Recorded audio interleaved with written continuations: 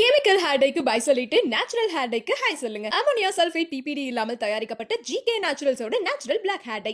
திருவண்ணாமலை கிரிவல பாதை மிக மோசமான நிலையில் இருக்கிறது. அறநிலையத்துறை அமைச்சர் என்ன செய்கிறார்? சாக்கடை மாதிரி ஓடுது ரோடு. அதை கூட சரி பண்ணாம இவர் என்ன பண்ணுவாரு? அதுக்கெல்லாம் பொறுப்பான அறநிலையத்துறை வந்து இங்க வந்து இது மாதிரி ரவுடி மாதிரி முறைக்கிறாரு. என்ன பிரஸ் ராணி வாக்குறுதியில் கொடுத்துருக்காரு. எங்க கொடுத்தாரு? கொடுக்கல. 44ஆம் பக்கத்தில் 281 285 வாக்குறுதி நம்பர் கொடுத்துருக்காரா இல்லையா? தனி காலம் தூய்மை பணியாளர்களுக்குனே போட்டு வந்திருக்காரு நிறையா. இதுக்கு தாங்க எழுத படிக்க தெரிஞ்சவங்கலாம் வந்து அமைச்சராகணும்னு சொல்றது. போலி வாக்காளர்களை சேர்க்க விட மாட்டோம் என்கிறாரு அமைச்சர் KN நேரு. எங்களை தவிர வேறு எந்த கட்சியும் போலி வாக்காளர்களை சேர்க்க நாங்கள் விட மாட்டோம். அவருடைய ஸ்டேட்மெண்ட்டுக்கு இதுதான் விளக்கமா? சீமான் நேற்று கூட பேசியிருக்காரு. தோத்து செத்து சாம்பலானால் ஆகுமே தவிர தனியாக தான் நீ போகணும். அந்த அரசியல் ஆண்மை ஏன் திருமாவளவனுக்கு இல்லாமல் போனது? பிளாஸ்டிக் சேர் கொடுத்தவங்கள சமூக நீதி கட்சி திராவிட கட்சி அறையில உட்கார வச்சா கூட உட்கார வைங்க போல் இருக்க. இல்ல சார், நீங்க இப்பெல்லாம் பேசி பேசி அந்த கூட்டணியை உடைக்க பாக்குறீங்களா? நீங்க எப்படி சொல்றதெல்லாம் நான் சொல்லி ஆமா, அந்த கூட்டணி உடைச்சிருவான். நமக்கு கிடைத்த சில ரகசிய தகவல்கள். இப்ப தலையே போனவர் தான் வந்து பாவம். இந்த அஜித்குமார் தலை போயிடுச்சு. இதுல சம்பந்தப்பட்டவர் அந்த நிகிதாவே இல்லை. இந்த நிகிதாவுக்கும் அந்த சம்பவத்துக்கும் அவங்க புகார் கொடுப்பதற்காக பயன்படுத்தப்பட்டவர்கள் தானே தவிர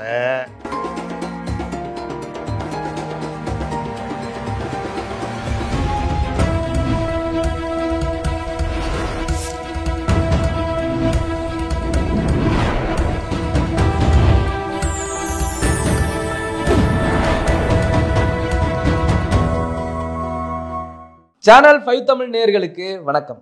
திருசக்தியாரின் கேள்வி பதில் நிகழ்ச்சியில் உங்களை சந்திப்பதில் மகிழ்ச்சி அடைகிறேன். சார் ரெடியா இருக்காரு, வாங்க கேள்விகளை கேட்கலாம். சார் வணக்கம். வணக்கம். கொஞ்சம் இருங்க, நான் சாமி கும்பிட்டு வந்துடுறேன். சாமி முடிச்சிங்களா? அம்மையப்பா உந்தனால் பைமாறவேன், அம்மையப்பா உன்னால் பைமாறவேன். இது வந்து தியாகராஜ பாகவதர் பாட்டு. சரி, உங்க வயசுக்கு அநேகமா இது தெரியல. தியாகராஜ பாகவதரே தெரிஞ்சிருக்காது. முடி நிறைய வச்சிருப்பாரு அவர் தானே சார்? முடி நிறைய வச்சிருப்பாரு. முடி நிறைய வச்சிருப்பாரு, நிறைய பேர் வச்சிருந்தாங்க. அது வேற விஷயம், விட்டுருங்க.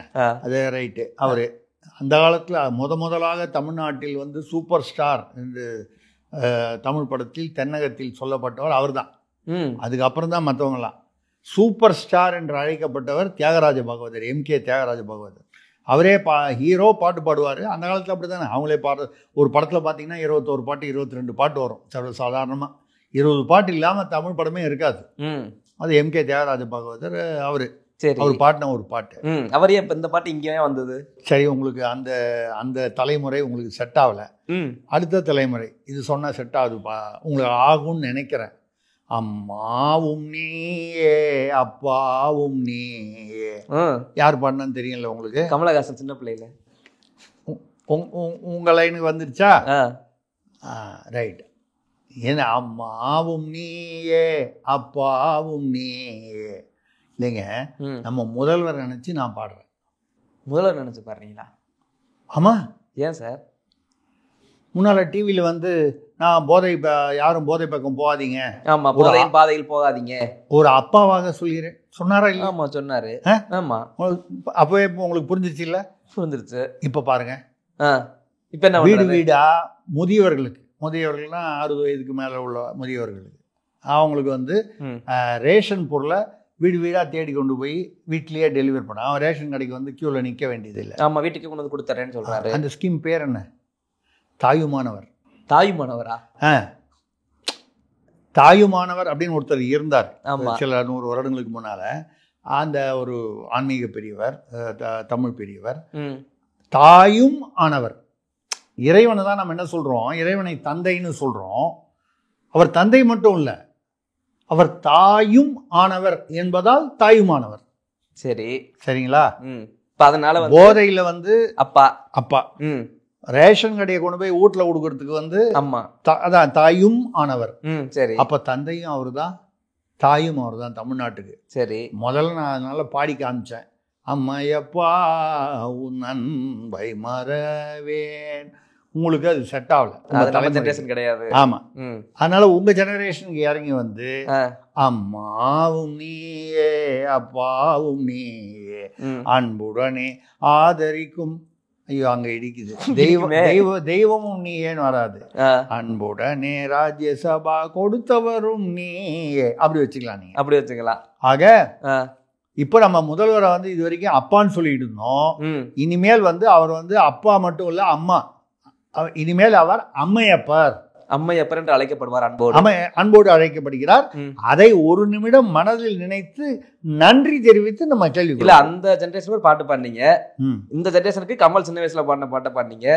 இப்போ ஒரு ஜெனரேஷன் இருக்குல்ல, இந்த 2010க்கு அப்புறம் பிறந்த ஒரு ஜெனரேஷன், அதுக்கு ஏதாச்சும் பாட்டு மூலம் அதுக்கு பாடணும்னா mummy and dad, mummy and daddy mummy வீட்டில் இல்லை, அந்த மாதிரி ஏதாவது ஒண்ணு அப்படிதான் பண்ணணும் நம்ம. அது வேற மாதிரி இருக்குமே சார். டாடி மம்மி வீட்டில் இல்லைன்னா திமுக காரர் வந்து கதவை முடிக்கணும், நீங்க தானே சொல்லிருக்கீங்க முன்னாடி.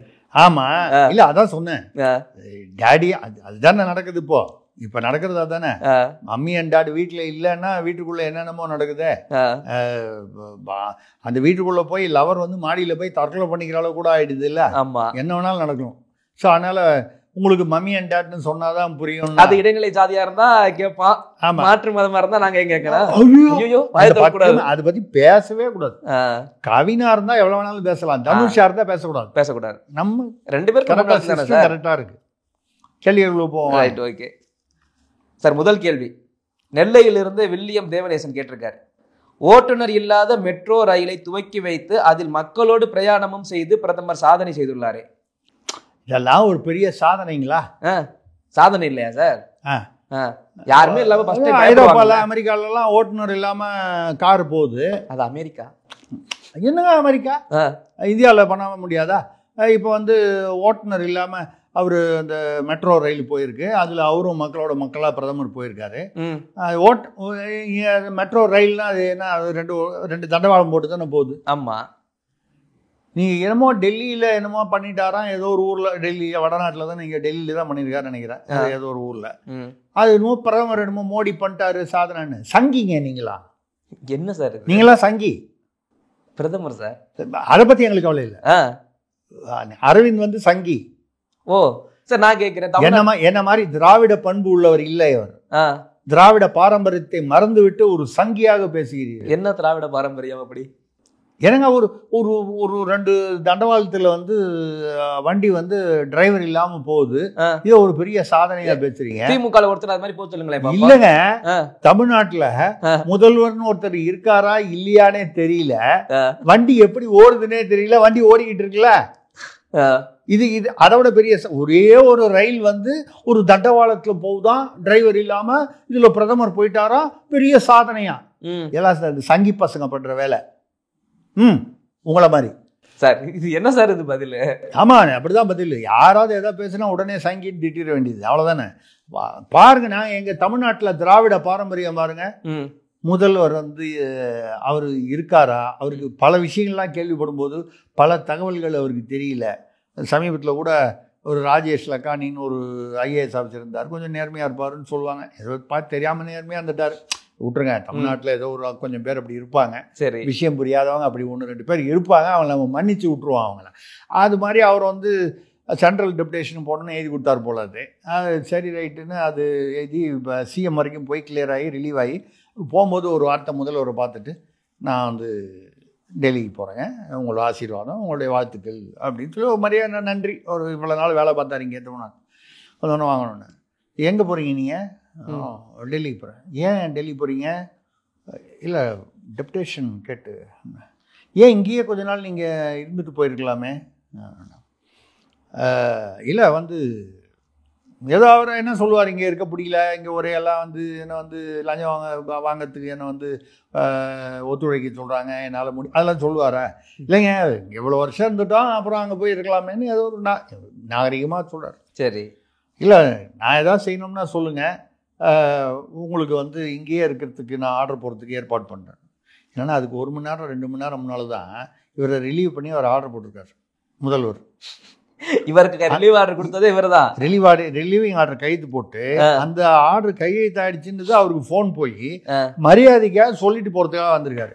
நீங்க வேணா சொல்லுங்க, நான் சொல்லி நம்ம இவர்கிட்ட சொல்லி உதயச்சந்திரன் சொல்லி யார்கிட்ட சொல்லியோ நீங்க இங்கேயே இருக்கா மாதிரி ஏற்பாடு பண்ணிடுறேன். அந்த ஆள் டெபுடேஷன் கேட்டு அது சிஎம் வரைக்கும் போய் அதை சிஎம் கையெழுத்து போட்டு அவருக்கு காப்பி போய் இல்லை அவருக்கு தகவல் போயிட்டு வரேன்னு சொல்றதுக்காக வந்திருக்காரு. இப்போ முதல்வருக்கு என்ன தகவல்கள் போகின்றன, என்ன தகவல்கள் அவருக்கு நிறைய பணிச்சுமை இருக்கு, எக்கச்சக்கமா இருக்கு. யாருமே ஹெல்ப் பண்ண மாட்டேன்றாங்க. எல்லா மந்திரியும் ஆளுக்கு ஒரு பக்கம் திரும்பி நிற்கிறான். சீனியர் மந்திரிலாம் அடுத்த தலைமுறையில் அடுத்த வாரிசு அப்படின்னு சொல்லி கொண்டு ஏதாவது துணை முதல்வர் கொண்டாரு. அவர் ஏதாவது உபயோகமாக ஒரு உதவிக்கரம் நீட்டுவார், துணையாக இருப்பார், துணை முதல்வர் துணையாக இருப்பார் அப்படின்னா அது அவருக்கு அவர் என்ன பண்ணுறாரு, வெளியில் அவரை பற்றி நியூஸு நெகட்டிவாக என்ன வருது, அதை எப்படி அடக்கிறதுங்கிறதே ஒரு பெரிய டென்ஷனாக இருக்கு. அவர் துணையாக இல்லை, துணை கண்டமாக இருக்கிறார். துணை கண்டம்னா தெரியுமில்ல, கண்டம் தானே சார்? நான் தமிழ்ல கண்டம்னு சொன்னேன். நீங்க வேற ஏதாவது இங்கிலீஷ்ல வேற ஏதாவது காண்டம்? இல்ல தமிழ் கண்டம். தமிழ்ல கண்டம்னு சொல்றேங்க. காண்டம்னு சொன்னாலும் தமிழ்ல சுந்தரகாண்டா ஆரண்ய காண்டா இருக்கு. நான் தமிழ் தான் பேசுவேன், எனக்கு இங்கிலீஷ் பிடிக்காது. நான் ஒரு மொழி கொள்கை, இருமொழி கொள்கை கூட வேணாம் நமக்கு. அதனால எதுக்காக சொல்றேன்னா, அவருக்கு யாருமே உதவி செய்யலைங்க. சரி, முதல்வருக்கு யாருமே ஒத்துழைப்பு கொடுப்பது இல்லை போல தெரிகிறது. ஒத்துழைப்பு தராம இருக்கட்டா ரைட்டு சார். நம்ம தான் ஒருத்தர் கையெழுத்து போட்டு அவர் ரிலீவ் ஆக்குறோம், அது கூட தெரியாம அவர்கிட்டே போயிட்டு நான் வேணா தடுத்து நிப்பாட்டவா வேற ஏதாவது செய்யட்டுமான்னு கேட்டா அது என்ன நியாயம்? ஞாபகம் மறதி இருக்கலாம். அவர் எவ்வளவு கையெழுத்து போடுவாரு, எல்லா கையெழுத்தையும் ஞாபகம் வச்சுக்க முடியுமா? அது ஒரு கான்செப்ட். ரெண்டாவது இல்லைங்க, நீங்க உடனே அடுத்தது கேட்பீங்க, நீங்க ஏங்க படிச்சு பார்த்தா தானே கையெழுத்து போடுறாங்க, ஞாபகம் இருக்கும்.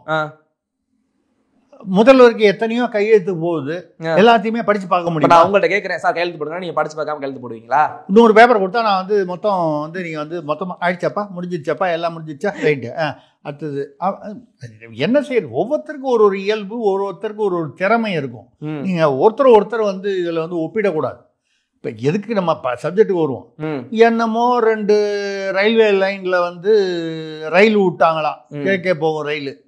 அந்த ரயில் டிரைவர் இல்லாமல் போச்சா, அதில் பிரதமர் ஏறி மக்களாக சாதனை பண்ணாராம். இது என்னங்க சாதனை? இங்கே தமிழ்நாட்டை பாருங்க, யாரு முதல்வர் இருக்காரு, வரும் ஆனால் வராது, இருக்காரு ஆனால் இருக்கிற மாதிரி தெரியல நடக்கிறதெல்லாம் பார்த்தா. இப்போ யார் இந்த அதிகாரிகள் தான் இப்போ ஹைகோர்ட் சொல்லியிருக்கு. ஐயா நான் சொல்லலை ஐயா, உயர்நீதிமன்றம் சொல்லியிருக்கு. கேஸுக்கு போனோன்னா உயர்நீதிமன்ற பேரில் கேஸ் போடுங்க. என்ன அதிகாரிகள் இணை அரசாங்கம் நடத்துகிறார்கள். ஆமாம் சொல்லியிருக்கா? ஆமாம், நீதிமன்றமே. அவங்க தப்பாக சொல்லிட்டாங்க. எது?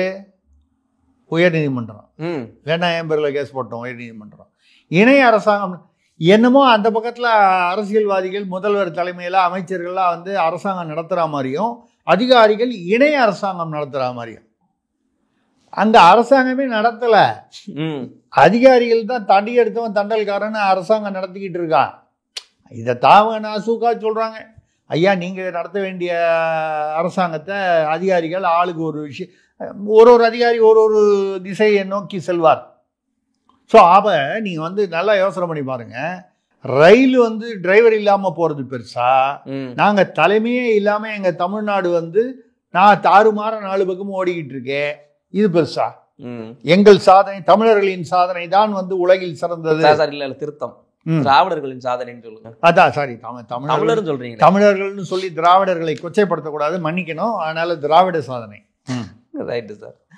அடுத்ததாக திருச்சியிலிருந்து தினேஷ் கேட்கிறார், எங்களது தனி திராவிட நாடு கோரிக்கையை ஆதரித்தால் நாங்களும் உங்கள் தனி பாகிஸ்தான் கோரிக்கையை ஆதரிப்போம் என்று ஈவேரா முகமது அலி ஜின்னாவுக்கு கடிதம் எழுதினாராமே.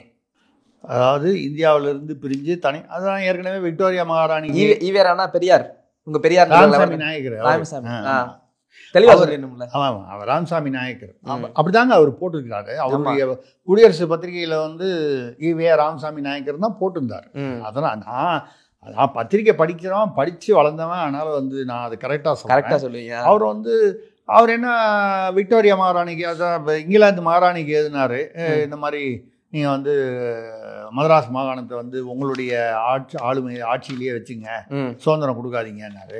அந்த அம்மா ஒன்றும் பதில் போடல. இந்த மாதிரி கடிதாசுக்கெல்லாம் பதில் போட்டிருந்தா ராணி அவங்களுக்கு டைம் இருக்குமா? முடியாது. அதுக்கப்புறம் ஜின்னா வந்து பாகிஸ்தான் வேணும்னு கேட்டபோது, நீங்கள் தனி தமிழ்நாடு, திராவிட நாடு, தமிழ்நாடு கவனிங்க, தனி திராவிட நாடு, தனி தமிழ்நாடு இல்லை, தனி திராவிட நாடு. தமிழ்நாடுன்னு சொன்னால் தமிழர் அல்லாதவரை அன்றைக்கே விரட்டி அனுப்பிச்சிருக்கணும். நடந்திருக்கலாம், சரி ரைட்டு, முடிஞ்சு போச்சு, ரைட்டு, விட்டுருவோம். ஸோ திராவிட நாடுன்னு சொன்னாங்க. தனி திராவிட நாடு கொடுங்க, அதை நீங்கள் அந்த கோரிக்கையை ஏற்றுக்கொண்டால் நாங்கள் தனி பாகிஸ்தான் என்ற கோரிக்கை நாங்கள் ஆதரவு தருவோம். யார் இங்கே, அதாவது அன்று தமிழ்நாடு, மதராஸ் மாகாணம் எனப்பட்ட தமிழ்நாட்டு அப்படின்னு எழுதினார். ஜின்னா பார்த்தாரு, யோ நமக்கே இந்த ஆளு எங்கேயோ ஆப்பு வைக்கிற மாதிரி தெரியுது. ஜின்னாவுக்கு நம்பிக்கை வரல. அதான் விசாரிச்சிருப்பார் போல இருக்கு. அண்ணே மாட்டிக்காதீங்க, இது அது ரொம்ப சிக்கலான கேஸு அப்படின்னு யாராவது சொல்லியிருப்பாங்களா என்னன்னு தெரியல. அவர் பதில் எழுதிட்டார், உங்களுக்கு திராவிட நாடு வேணும்னா நீங்கள் தனியாக கோரிக்கை, நீங்கள் போராட்டம் நீங்கள் பண்ணணும். இந்த பாகிஸ்தானோட இதை சம்மந்தப்படுத்தி இதெல்லாம் நாங்கள் வந்து உங்களுக்கு சப்போர்ட்லாம் பண்ண முடியாது. உங்களுக்கு திராவிட நாடு வேணும்னா நீங்கள் அதை நாங்கள் எப்படி பாகிஸ்தான் வேணும்னு கேட்குறோமோ அந்த மாதிரி நீங்கள் தனியாக வந்து கோரிக்கை வைங்க, போராட்டம் பண்ணுங்க, என்ன தொந்தரவு பண்ணாதீங்க. அவர் எழுதின லெட்டரோட காப்பி அப்படியே அந்த இத்து போன அந்த இதில் டைப் படித்த காப்பி, கையெழுத்து போட்ட காப்பி, அதோடைய இது வந்து பிரதி வந்து என்கிட்ட ஸ்கேன் பண்ணி வச்சுருக்காங்க. ஏட்டார் ஜின்னா தப்பிச்சாரு. தப்பி தவறி அவர் மட்டும் வந்து சரின்னு சொல்லி ஏதாவது பண்ணியிருந்தால் யாரு கண்டா நம்ம பாகிஸ்தானின் ஒரு பகுதியாக இருந்திருப்போம். இங்க ஒரு பச்சை, இங்க ஒரு பச்சை, இங்க ஒரு பச்சை, பாகிஸ்தானின் ஒரு பகுதியாக இந்த ஓரத்தில் நம்ம உட்காந்துக்கிட்டு இருப்போம். இங்கே அங்கே அங்கே அங்கே அந்த பக்கம் முக்கோணமாக இருந்திருக்கும் பாகிஸ்தானு. அப்போ பங்களாதேஷ் வந்து பாகிஸ்தான் இருந்துச்சு. ஆமாம் ஆமாம். அப்புறம் இப்படி வந்துச்சுன்னா இங்கே தமிழ்நாடு, சவுத் பாகிஸ்தான், ஒரு சவுத் பாகிஸ்தான் இப்படி வந்திருப்போம். ஏற்கனவே நம்ம வந்து திராவிட நாடுன்னு சொல்லிலாம் பார்த்தோம், இந்தியான்னு சொல்லி பார்த்தோம், என்ன சொல்லி பார்த்தாலும் இந்த கர்நாடகாக்காரன் தண்ணி கொடுக்க மாட்டேங்கிறான், கேரளாக்காரன் முல்லை பெரியார் விட மாட்டேங்கிறான், இவன் கிருஷ்ணா நதியில் தண்ணி கொடுக்க மாட்டேன்றான் ஆந்திராவில். இங்கே பாகிஸ்தான் ஆயிருந்ததுன்னா நமக்கு எது என்ன இருக்குது? உங்களுக்கு எனக்கு என்ன வந்திருக்கும்? என்ன வந்திருக்கோம்? கத்திரிக்கோள் தான் வந்திருக்கும் இல்லைங்க. அப்படி சொல்ல, நம்ம இந்தியாவிலிருந்து நம்மளை கத்திரிக்கோளா வெட்டி இருப்பாங்க. நான் எதையாவது சொல்ல போக நீங்க எதையாவது தப்பா புரிஞ்சுக்க போறீங்க. கத்திரிக்கோள் தான் வந்திருக்கும். தப்பிச்சது, தப்பிச்சோம் அப்படி வச்சுப்போம், தப்பிச்சோம் அப்படின்னு வச்சுப்போம். அடுத்து ஓகே, அடுத்து சைதாப்பேட்டையிலிருந்து செல்லப்பா கேட்கிறார், போலி வாக்காளர்களை சேர்க்க விட மாட்டோம் என்கிறாரு அமைச்சர் KN நேரு. ஆமாம், எங்களுக்கு வேற எங்கும் கிளைகள் கிடையாது. வேறு எந்த கட்சியும் போலி வாக்காளர்களை நாங்கள் சேர்க்க விட மாட்டோம். அவர் கரெக்டாக தான் பேசுகிறோம், நாங்கள் சேர்த்துக்குவோம். அதாங்க, எங்களை தவிர வேறு எந்த கட்சியும் போலி வாக்காளர்களை சேர்க்க நாங்கள் விட மாட்டோம். அவருடைய ஸ்டேட்மெண்ட்டுக்கு இதுதான் விளக்கமா? ஆமாம், நான் அப்படிதான் புரிஞ்சுக்கிறேன். சார் நீங்க தப்பாவே புரிஞ்சுக்கிறீங்க சார். இல்லைங்க, தமிழ்நாட்டில் கள்ள ஓட்டுன்னு கொண்டு வந்தது யாரு? முதல்ல நான் எப்படி சொல்லுவேன் என் வாயால? திருமங்கலம் ஃபார்முலா யார் கொண்டு வந்தது? எந்த கட்சி கொண்டு வந்தது? அதான் 3 மணிக்கு மேலே விறுவிறுப்பாக வந்து ஓட்டுப்பதிவு வந்து எந்த தமிழ்நாடு அந்த மாடல் வந்து எங்கே உருவாச்சு? தமிழ்நாட்டில். இப்போ வந்து அவங்க வந்து அங்கே வந்து இதில் பீகாரில் வந்து என்ன பண்ணியிருக்காங்க, 65 லட்சம் ஓட்டு வந்து அதில் 20 லட்சம் பேர் ஏற்கனவே பேசுகிறோம் செத்து போயிட்டான். ஒரு 30 லட்சம் பேர் வேற இடத்துக்கு வேற மாநிலத்துக்கு குடியேறி போயிட்டான். கொஞ்சம் பேர் ஃபேக்கு. இதெல்லாம் வந்து கண்டுபிடிச்சு ரிமூவ் பண்ணிட்டாங்க. இது தப்பு. நம்ம சார்னு சொன்னாலே நமக்கு தமிழ்நாட்டில் டென்ஷன் ஆகிடும். அந்த சார் மாதிரி அந்த சார் வந்ததுனால சார்னு சொன்னாலே சொல்லக்கூடாது, உட்கார இடத்துல மொளாபடி வச்ச மாதிரி ஆகிடும். அது நம்ம திமுக அந்த பிரியங்கா அம்மா சார் வேண்டாம் சொன்னா, ஆமாமா சார் வேண்டாம் அப்படின்னு திமுக சொன்ன மாதிரி. ஆமா, இவங்க சார்னு இந்த சார் நினைச்சுக்கிறாங்க. அவங்க பேசுற சார் வேற, ஸ்பெஷல் இன்டென்சிவ் ரிவிஷன்.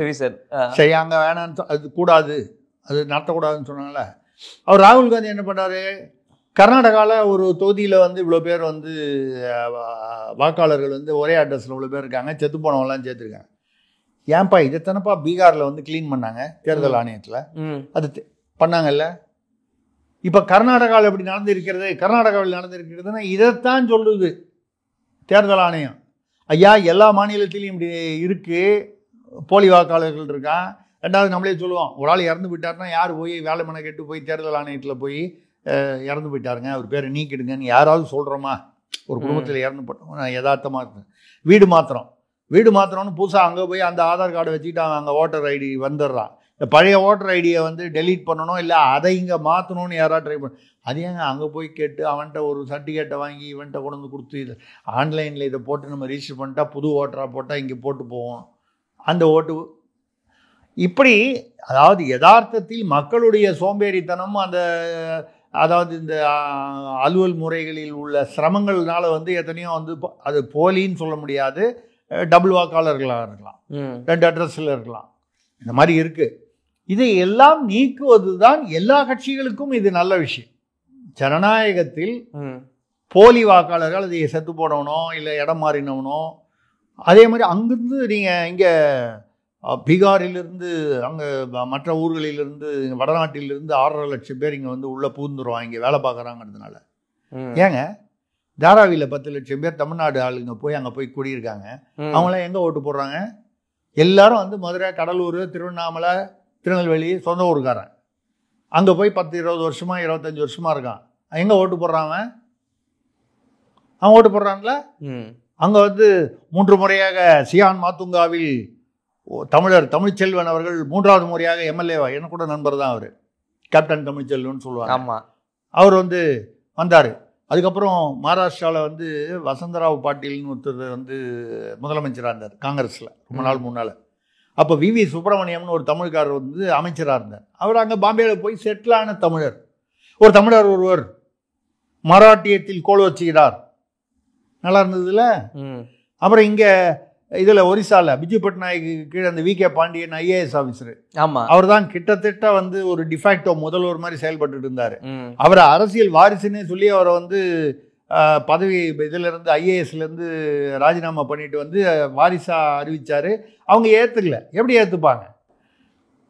நம்ம ஊரில் திடீர்னு வந்து சிமன்லால் மேத்தா என்பவரை வந்து அடுத்தது முதல்வராக அப்படின்னு சொல்லி ஸ்டாலின் அறிவிப்பாரா? அறிவிச்சா ஜனங்க ஒத்துப்பாங்களா? ஸ்டாலின் இல்லை, எந்த முதலமைச்சர்.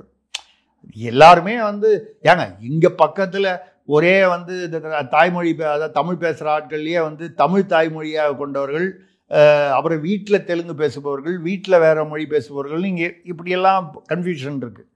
இதில் வெளியிலேருந்து ஒரு மேத்தா, குப்தா, திவாரி இதெல்லாம் வந்துருச்சுன்னா முதலமைச்சரை ஏற்றுப்பீங்களா? ஆனால் நீங்கள் வந்து தாராவியில் போய் 10 லட்சம் பேர் ஓட்டு போடலாம். தமிழ்ச்செல்வன் 3 தடவை எம்எல்ஏ ஆகலாம். யாரோ ஒரு விவி சுப்பிரமணியம் அமைச்சர் ஆகலாம்.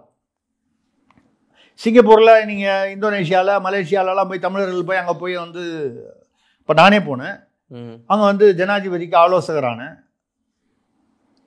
என்னை யாரும் தமிழர்னு பார்க்கல, இந்தியர்னு பார்த்தாங்க தேசம்ங்கிறதுனால. இப்போ எதனால் சொல்கிறேன்னா, தமிழர்கள் எல்லா இடத்துலையும் போகிறோம். யாரும் ஊரே யாவரும் கேள்வி கடியன் போகணும்னு சொன்னார், ரைட்டு. அது மாதிரி இல்லாமல் நீ அந்த ஓட்டு போட வரும்போது சார் அப்படின்னு சொன்னால் நமக்கு இந்த சார் நினச்சி பயம். அதனால் அந்த சார்னால நம்ம வந்து அதுலேயும் உள்ள அந்த அந்த முரண்பாடு பாருங்கள். பீகாரில் அதாவது தவறான பெயர்கள், இல்லாத பெயர்களை நீக்கினால் அது வந்து அதை எதிர்த்து போராட்டம். கர்நாடகாவில் அந்த மாதிரி இருக்குதுன்றதுனால போராட்டம். அங்கே வந்து ஏன் வந்து அதை க்ளீன் பண்ணன்னு, இங்கே வந்து அது க்ளீனாக இல்லை, சரி அப்போ க்ளீன் பண்ணுவோம், தேர்தல் ஆணையம் தான் சொல்லுது. ஆமாம் கரெக்டு, இந்த மாதிரி எல்லா மாநிலத்திலையும் இருக்குது, க்ளீன் பண்ணுவோங்குது. சார் விஷயம் அவ்வளோதான். Okay sir. அடுத்ததாக மருதூரிலிருந்து முத்தையா கேட்கிறார், அதிமுகவிலிருந்து மாறி திமுகவிற்கு வந்த அன்வர் ராஜாவிற்கு திமுக இலக்கிய அணி தலைவர் பதவி அறிவித்திருக்கிறாரே பொதுச் செயலாளர் துரைமுருகன். அதாவது அது ஒன்றும் இல்லைங்க, அது வெளியிலேருந்து வந்தால் எப்போவுமே கொஞ்சம் மரியாதை தான். இப்போ தமிழ்நாட்டு அமைச்சர்கள் 32 பேர், 9 பேர் வந்து அதிமுகலேருந்து வந்தவங்க தான். அது வந்து எப்போவுமே மாற்றான் தோட்டத்து மல்லிகையும் மணக்கும்னு அண்ணாதுரை சொன்னார். உங்களுக்கு அர்த்தம் அப்போ புரியலன்னா அதுக்கு வேற அர்த்தம் கூட சொல்லுவாங்க. மாற்றான் வீட்டு மல்லிகை தான் மறக்கணுமா சார் திமுக எப்போதா? நம்ம வீட்டில் மல்லிகை இல்லை, செண்பகப்பூ இருந்தால் கூட நமக்கு மதிப்பு கிடையாது. அது அந்த பக்கம் இருந்தால் எட்டி பார்க்கணும் பாருங்க. அது எழுத்து வீட்டு பாத்ரூமில் எட்டி பார்த்தா தான் நமக்கு வந்து, நம்ம அப்படியே எழுதி வளர்ந்தவர்கள் தானே. வான்கோழி, வாழ முடியாதவர்கள், இப்படி வந்து எழுதி நம்ம புகழ் பெற்று வளர்ந்தவர்கள் தானே அவங்க தானே கவிஞர்கள். கவிஞர்கள். தமிழினம் சார் நீங்களும் ஒரு கவிதை எழுதிங்கன்னா நேரம் மிகப்பெரிய ஒரு எம்பியா இருப்பீங்க சார். எனக்கு இந்த கன்றாவிலாம் எழுத தெரியல, எனக்கு வருத்தமா இருக்கு. நேரம் நீங்க எம்பியா இருக்கலாம். இல்லை, இந்த கன்றாவிலாம் எனக்கு எழுத தெரியலப்போ. இல்லைன்னா எழுதி நான் இத்தனை நேரம் எம்பி இல்லைங்க, தமிழின தலைவராக இருப்பேன்ல. தமிழின தலைவர். ஆமா. அதனால அது என்ன கேட்டார் அவரு, அதான் அதிமுக வந்து அன்வர் ராஜா வந்து வந்தாரு. அவருக்கு நல்லா கொடுத்துருக்காங்க, இலக்கிய அணி தலைவராக கொடுத்துருக்காங்க. அதை பற்றிலாம் அவர் அன்வர் ராஜாவுக்கு இலக்கியம் அவர் தெரிஞ்சிருக்கலாம். அவருக்கு இலக்கியம் எவ்வளோ தூரம் தெரியும் தெரியாதுன்னு நமக்கு தெரியல. இல்லை இலக்கியவாதியாக இருக்கலாம், அதனால் கொடுத்துருக்கலாம். ஆனால் எனக்கு இந்த துரைமுருகன் அனௌன்ஸ் பண்ணுறாரு பாருங்க, அறிவிப்பு பண்ணுறாருங்க, அங்கே தான் லேசாக இடிக்குது. ஏன்? ஒரு கட்சியில் இருந்து விட்டு பல வருடங்கள் அந்த கட்சியில் இன்னொரு கட்சிக்கு வந்து மாறுவது என்பது விபச்சாரம் செய்வதை போல அப்படின்னு சொல்லியிருக்காரு சொன்னவர் துரைமுருகன். இப்போ அன்வர் ராஜாவுக்கு இலக்கிய அணி அப்படின்னு சொல்லி இலக்கிய அணி தலைவர்னு சொல்லி ஒரு புஸ்தகம் கொடுத்துருப்பாருன்னு நினைக்கிறேன். ஒரு அடையாளமாக, ஒரு மரியாதையாக வந்து கண்டிப்பாக இப்போ ஒரு சால்வை போத்துறது, ஒரு நினைவு பரிசு கொடுத்து சிலப்பதிகாரம் கொடுத்துருப்பாரோ, மாதவி இருக்கலாம் இல்லையா? அது மட்டும் இல்லாமல் எங்கள் ஈரோட்டு மொந்தை ஈரோட்டு தந்தை அவர் வந்து என்ன சொன்னார், சிலப்பதிகாரம் வேசி நூல், விபச்சார நூல். ஆமாம். அப்போ வேறு கட்சியிலிருந்து வந்தவங்களாம் விபச்சாரிகள் நான் சொல்லலைங்க, துரைமுருகன் நான் சொல்லியிருக்காரு, பப்ளிக்காக பேசியிருக்காரு. அப்போ அவரே வந்து இவரை வந்து இலக்கிய அணி தலைவராகிறாருன்னா கண்டிப்பாக சிலப்பதிகாரம் புக்கு தான் கொடுத்துருப்பார். ஏன்னா அவரும் சொன்ன ஈரோட்டுக்காரன்னு சொல்லியிருக்காரு அது என்ன நூல்னு. அது மட்டும் இல்லாமல் அது சப்ஜெக்ட்லேயும் வருது, அது கண்ணகி, அந்த பக்கம் மாதவி, அது அந்த சப்ஜெக்ட் வருது. அதனால் துரைமுருகன் அவர்கள் கொடுத்தது அது சுவாரஸ்யமான விஷயம். அன்வர் ராஜாவுக்கு நம்மளுடைய வாழ்த்துக்கு. இலக்கிய அணி கொடுத்தது ஐயா சிலப்பதிகாரம் நல்ல ஞாபகம். அவர் சொன்ன அந்த வார்த்தையையும் இந்த இலக்கிய அணி இவரெல்லாம் பொருத்தி பார்க்கும்போது என்னென்னமோ தோணுது. அது சொல்லுது. நம்ம சிலப்பதிகாரத்தை வைத்து அவரை வாழ்த்துவோம். அடுத்ததாக சென்னையிலிருந்து கேசவராம் கேட்கிறார், திராவிட இயக்கத்தில் பார்ப்பனியத்தை ஊடுருவ செய்தவர் எம்ஜிஆர். ஒரு பார்ப்பனிய பெண் திராவிட இயக்கத்தின் தலைவராக மாற பாதை வகுத்து தந்தார் எம்ஜிஆர் என்று திருமா பேச்சு பற்றி உங்களுடைய கருத்து? கொஞ்ச நாளைக்கு அந்த பார்ப்பனிய பெண் காலடியில் நீங்களும் விழுந்து கிடந்தீங்களே கூட்டணின்னு. ஆமா, நீங்க பற்றி கொண்டார் கையை. நீங்க மட்டும் இல்ல, அப்போ வந்து திராவிட கழக தலைவர் வந்து சமூக நீதி காத்த வீராங்கனை போயிருந்தீங்களே, அது ஒரு பக்கம். பார்ப்பனியத்தை எம்ஜிஆர் கொண்டு வந்து புகழ்த்தினார்னா நீங்க வந்து எம்ஜிஆர் தான் முதல்ல என்ன பண்ணாரு? சரி, நீங்க இப்படி ஆரம்பிங்க. நீங்க கூட்டணியில் இருக்கக்கூடிய திமுக எப்படி உருவாச்சு, எப்படி ஆட்சியை பிடிச்சது? காமராஜருக்கு எதிராக வந்து ராஜாஜி நீங்க பார்ப்பனர் என்று சொல்லும் ராஜாஜியோட சுதந்திர கட்சியோட கூட்டணி வச்சுதான் நீங்க உங்களால பிடிக்க முடிஞ்சது. 49லேருந்து 67 வரைக்கும் எலெக்ஷன் நின்று ஜெயிக்கல திமுக. ஆமா, காமராஜர் தான். பார்ப்பனரை பிடித்து கொண்டுதான் உங்களால் வந்து பார்ப்பனியத்தை வைத்து கொண்டுதான் திராவிடத்தை உங்களால் வந்து பேச முடிந்தது. பார்ப்பனியத்தை தான் திராவிடம் வளர்ந்ததா? திராவிடத்தை கொண்டு வந்ததே பார்ப்பனியம். இதை வந்து நீங்க வந்து திமுக உருவானதை மற்றும் வச்சும் இல்லை, உங்க வயசுக்கெல்லாம் தெரியாதது. அந்த திமுக பிரிஞ்சு வந்த போது இவர் எழுதினாரு, யாரு? பாரதிதாசன் குயில் பத்திரிகையில, திண்ணையில் வந்து படுத்த ஐயனுக்கு பிறந்த, ஐயன்னா ஐயரு, ஆமா, ஐயருக்கு பிறந்த அண்ணாதுரை பேசுகிறார். அண்ணாதுரையுடைய பிறப்பையே கொஞ்சம் நம்ம அந்த மாதிரிலாம் பேசக்கூடாது. நமக்கு அந்த மாதிரி நாகரிகம் இல்லாமல் பேச தெரியாது. நம்ம நாகரிகம் இல்லாமல் பேசியிருந்தோம்னா நம்மளை தந்தைன்னு ஆக்கியிருப்பாங்க. நமக்கு இந்த தந்தை போஸ்டே வேணாம் நமக்கு. சரி, எழுதினாரு. யார் எழுதினது? குயில் பத்திரிகையில பாரதிதாசன்.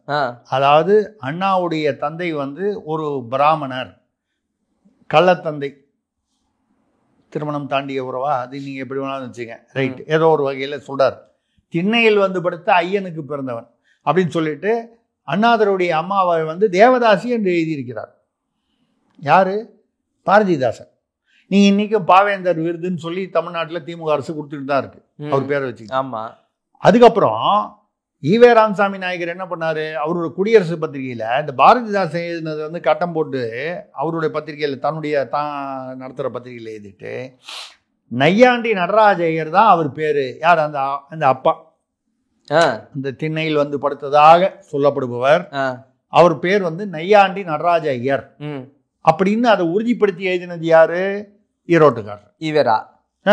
எதுல? அவருடைய பத்திரிகையில. இது ஒன்றும் சும்மா அப்படி ஏதோ பேசினாரு, நான் பொய் சொல்றாரு, திருசக்தியாரெல்லாம் இருக்கு இதெல்லாம். அப்புறம் இந்த பக்கம் எடுத்துங்க, திருவாரூர் அப்படின்னா எந்த ஊருன்னு உங்களுக்கு தெரியும்.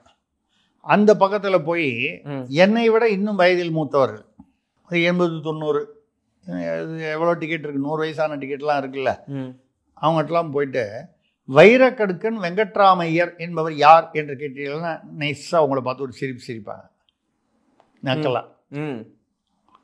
வைரக்கடுக்கன் வெங்கட்ராமையர் அவருக்கு எங்கே சொந்த ஊர்னா திருவாரூரில் அந்த திருக்கோளை அந்த அந்த அந்த அந்த பகுதியில் எங்கேயோ இருக்கார். திருவாரூர் பகுதியில் இருக்கார், இருந்தார், ஜமீன்தார். அவரை பற்றி கேட்டாலே நக்கல் சிரிப்பாங்க. எதுக்காக சொல்கிறேன்னா, ஆக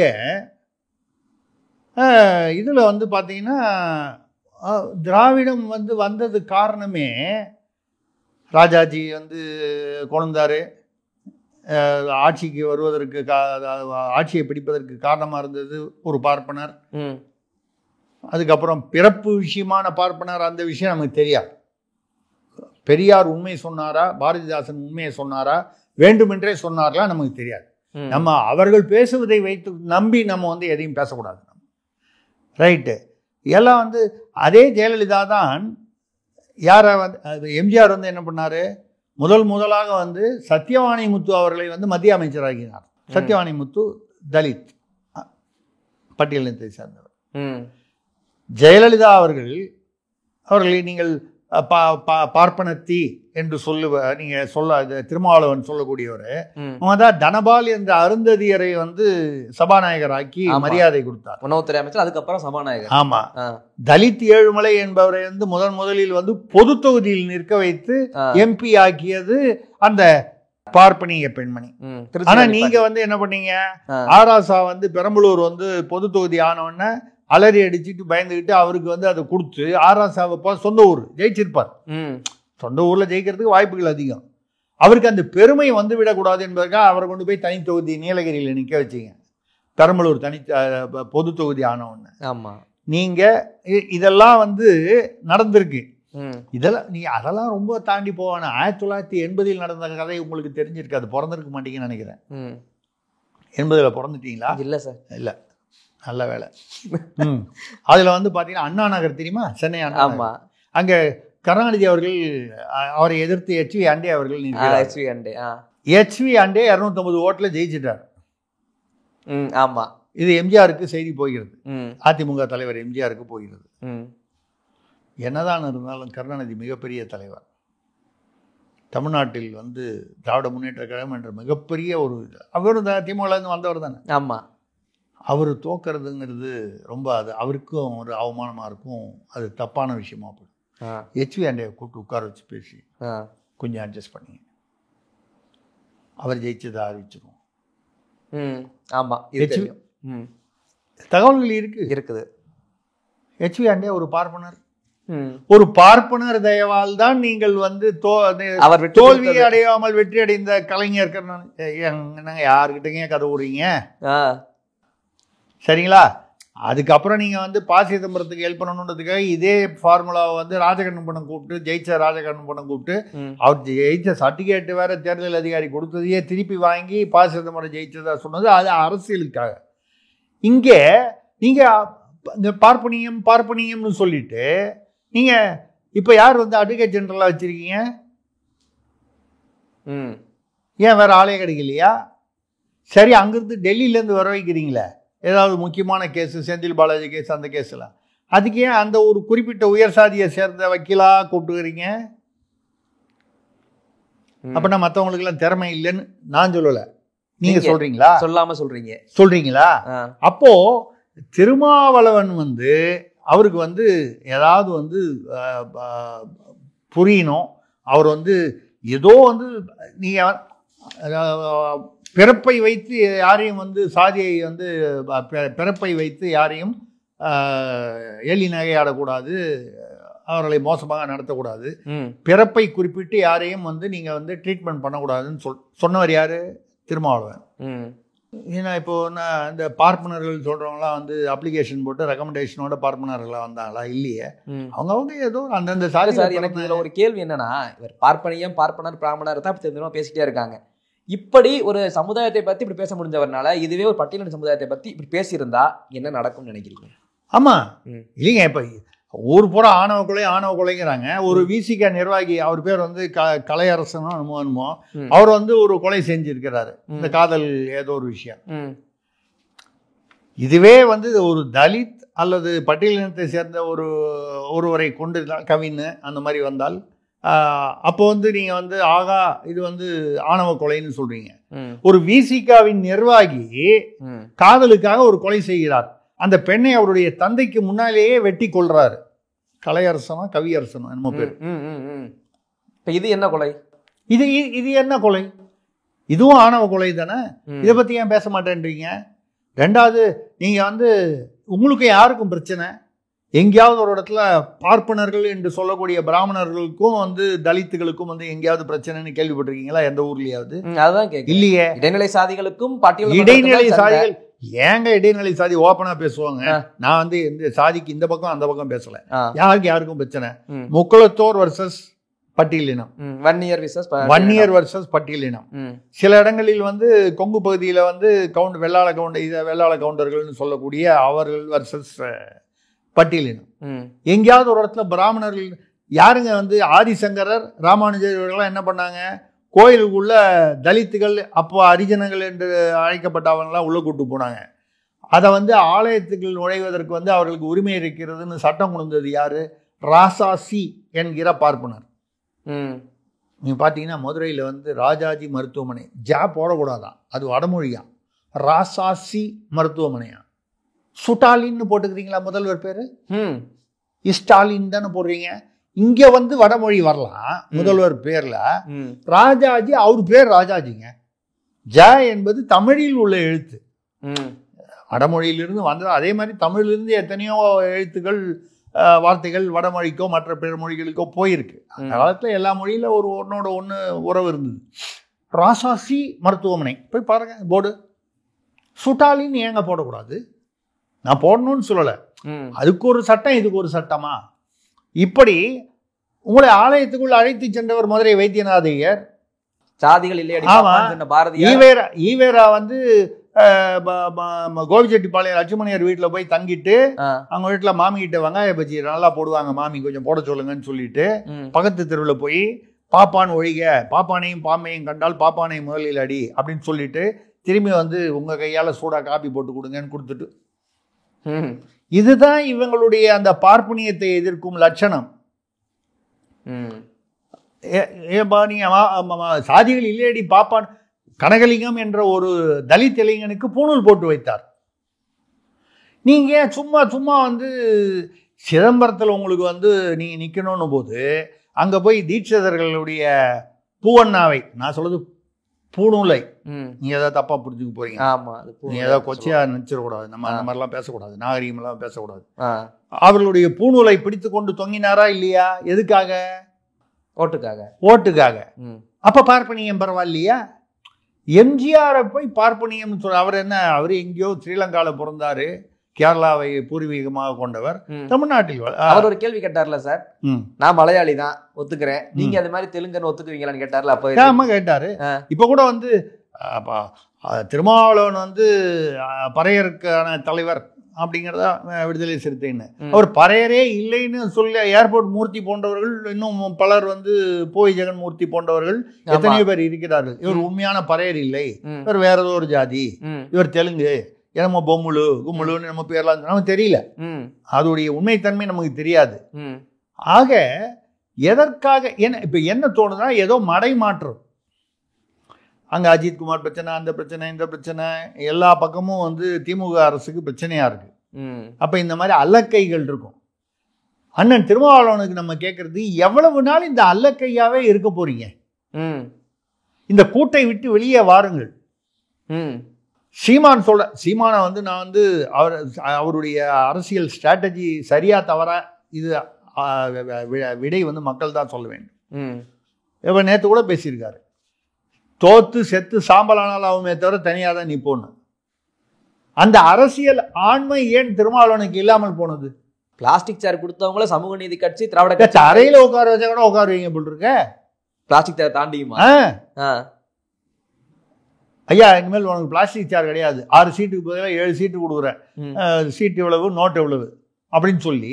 ஆனா பிளாஸ்டிக் சேர் கிடையாது, தரையில் உட்காரணும், உட்கார்ந்துருவாரு திருமாவளவன்.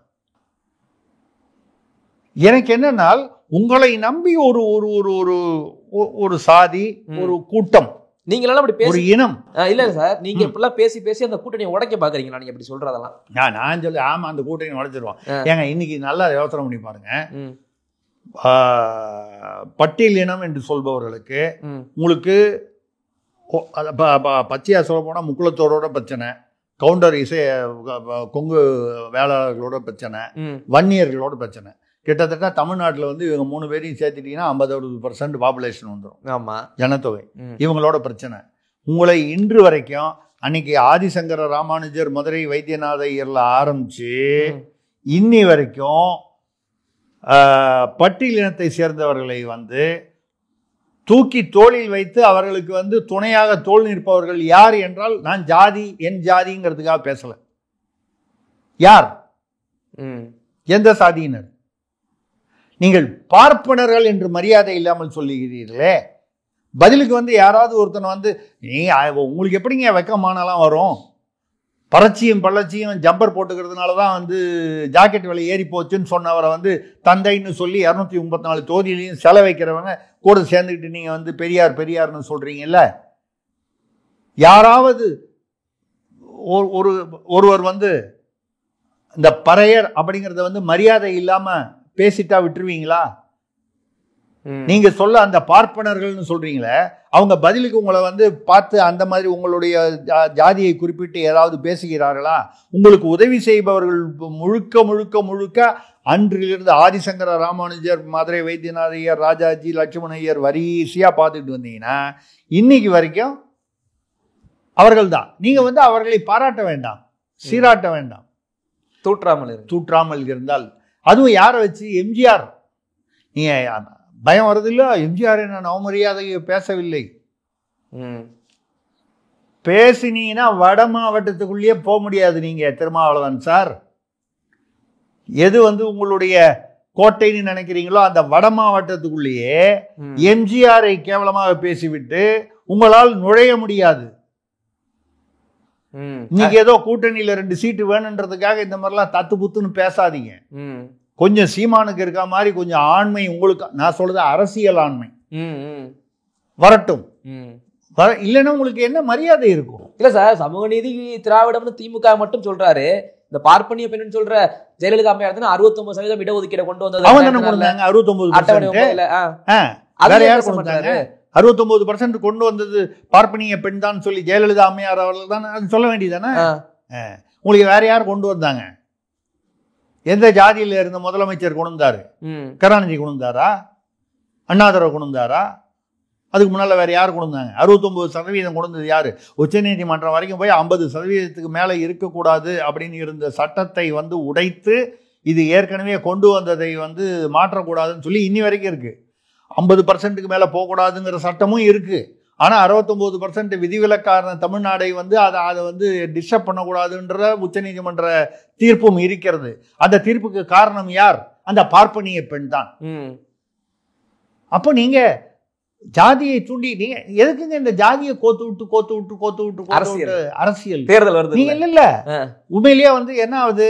இடை உயர் ஜாதியில் இருக்கிறவங்க உங்களோட சண்டை போட்டுக்கிட்டு இருக்காங்க, அவங்களோட உங்களுக்கு பிரச்சனை.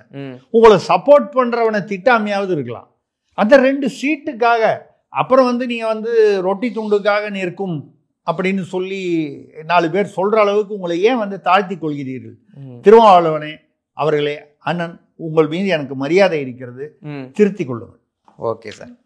அடுத்ததாக ஸ்ரீரங்கத்தில் இருந்து மைத்திலி ராகவன் கேட்குறாங்க, சென்னை கம்பன் விழாவில் ராமாயணத்து ராமரை புத்தி சுவாதனம் இல்லாதவர் குற்றவாளி என்று வைரமுத்து பேசியிருக்கிறாரே, இந்துக்கள் சீண்டாவிட்டால் ரொட்டி பிஸ்கட் கிடைக்காதோ?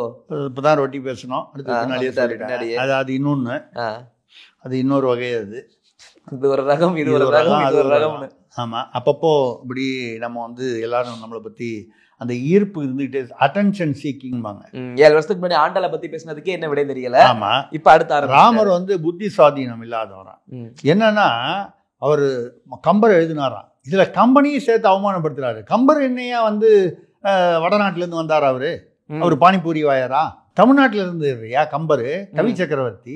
இதுல வைத்தறிச்சல் என்னன்னா, இந்த ஆழ்வார் மையன்னு ஒன்று நம்ம 7 ஸ்டார் ஹோட்டலா வச்சிருக்காரு, சாராய கடை அதிபர், அதாங்க ஜெகத் ரட்சகன் MP. ஆமா, அவர் தான் பக்கத்துல உட்கார்ந்து. இல்ல அவருடைய ஆழ்வார் மையத்துல இவருக்கு கவி சக்கரவர்த்தி கம்பர் விருது கொடுக்குறாங்க, அண்ணன் வைரமுத்துக்கு.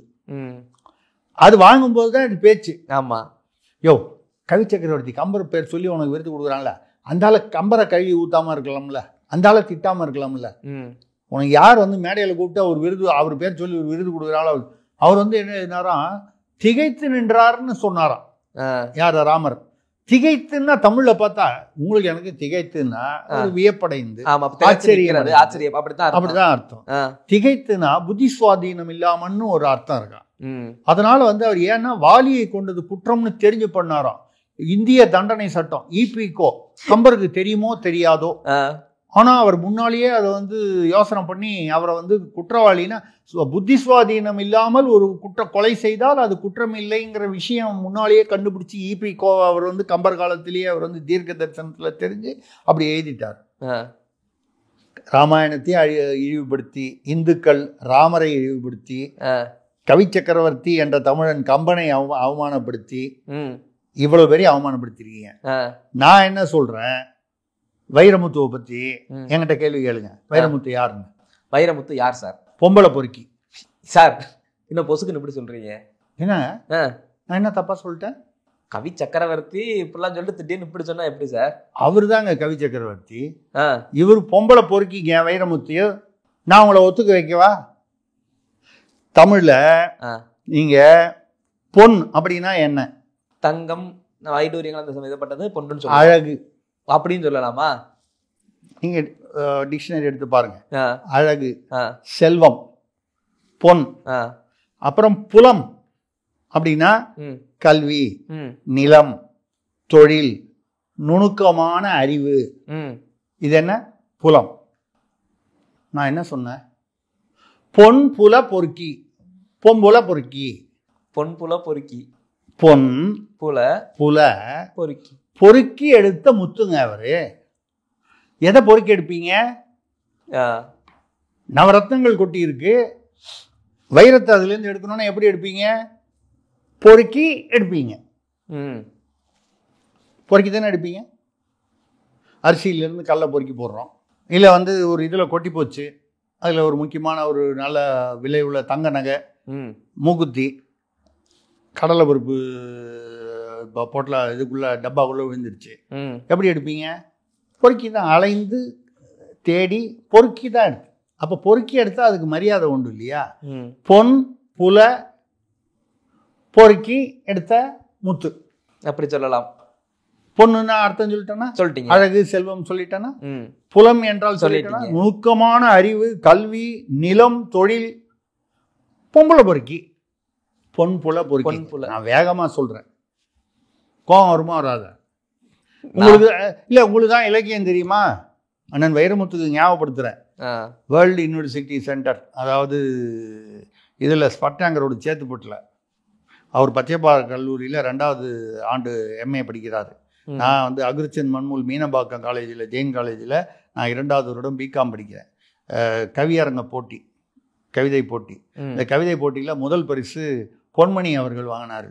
பொன்மணி யாருன்னு உங்களுக்கு தெரியும். பின்னாளில் இவருக்கு மனைவியானவர். அந்நாளில் அவர் வந்து இல்லை, ஒரு காதலித்திருந்தார்களோ என்னமோ தெரியல, அவருக்கு முதல் பரிசு பொன்மணி அவர்களுக்கு வேர்ல்டு யூனிவர்சிட்டி சென்டர்னு ஸ்பட்டாங்க ரோட்ல. ஓகே, நான் சொல்றது 1970களில். 2ஆம் பரிசு எனக்கு, 3ஆம் பரிசு அண்ணன் முத்து, பொறுக்கெடுத்து முத்து அவருக்கு. கோச்சிக்கிட்டு வாங்க மாட்டேன்னு போயிட்டாரு. கொடுத்தா முதல் பரிசு கொடுக்கணும், இல்லைன்னா 3ஆம் பரிசுலாம் வாங்க மாட்டேன்னு. நீ எழுதுன கவிதைக்கு தகுந்த மாதிரி இப்போ நான் வந்து இன்னாரை விட சிறந்த கவிஞர் அண்ணா அவரை நான் தான் அப்படிலாம் நான் சொல்லலை. அன்னைக்கு நான் எழுதின கவிதை 2ஆம் பரிசுக்கு தகுதியாக இருந்ததுன்னு அந்த நீதிபதிகள் முடிவு செய்தார்கள், கொடுத்தார்கள். இன்னொரு நாளைக்கு எனக்கு முதல் பரிசு கிடைக்கலாம், ஒரு நாள் என்னுடைய கவிதைக்கு பரிசே கிடைக்காம கூட போகலாம். அது வந்து என்னுடைய கவிதை காரணம் அல்ல. என்னுடைய கவிதையே ஒப்புமையில் இன்னொருத்தருடைய கவிதை இதை விட சிறப்பாக இருக்குன்னா அதுக்கு தான் பரிசு கொடுப்பாங்க. கண்டிப்பாக இது ஒரு லட்சணம், அவ்வளோதான். இது வந்து நீங்கள் வந்து உங்களுக்கு தான் இலக்கியம் தெரியுமா? அப்போ நீங்கள் ராமரை புத்தி சுவாதீனம் இல்லாதவர் என்று சொன்னால் உங்களை பொன் புல பொறுக்கி என்று நான் இலக்கிய ரீதியாக கூறுவதில் என்ன தவறு?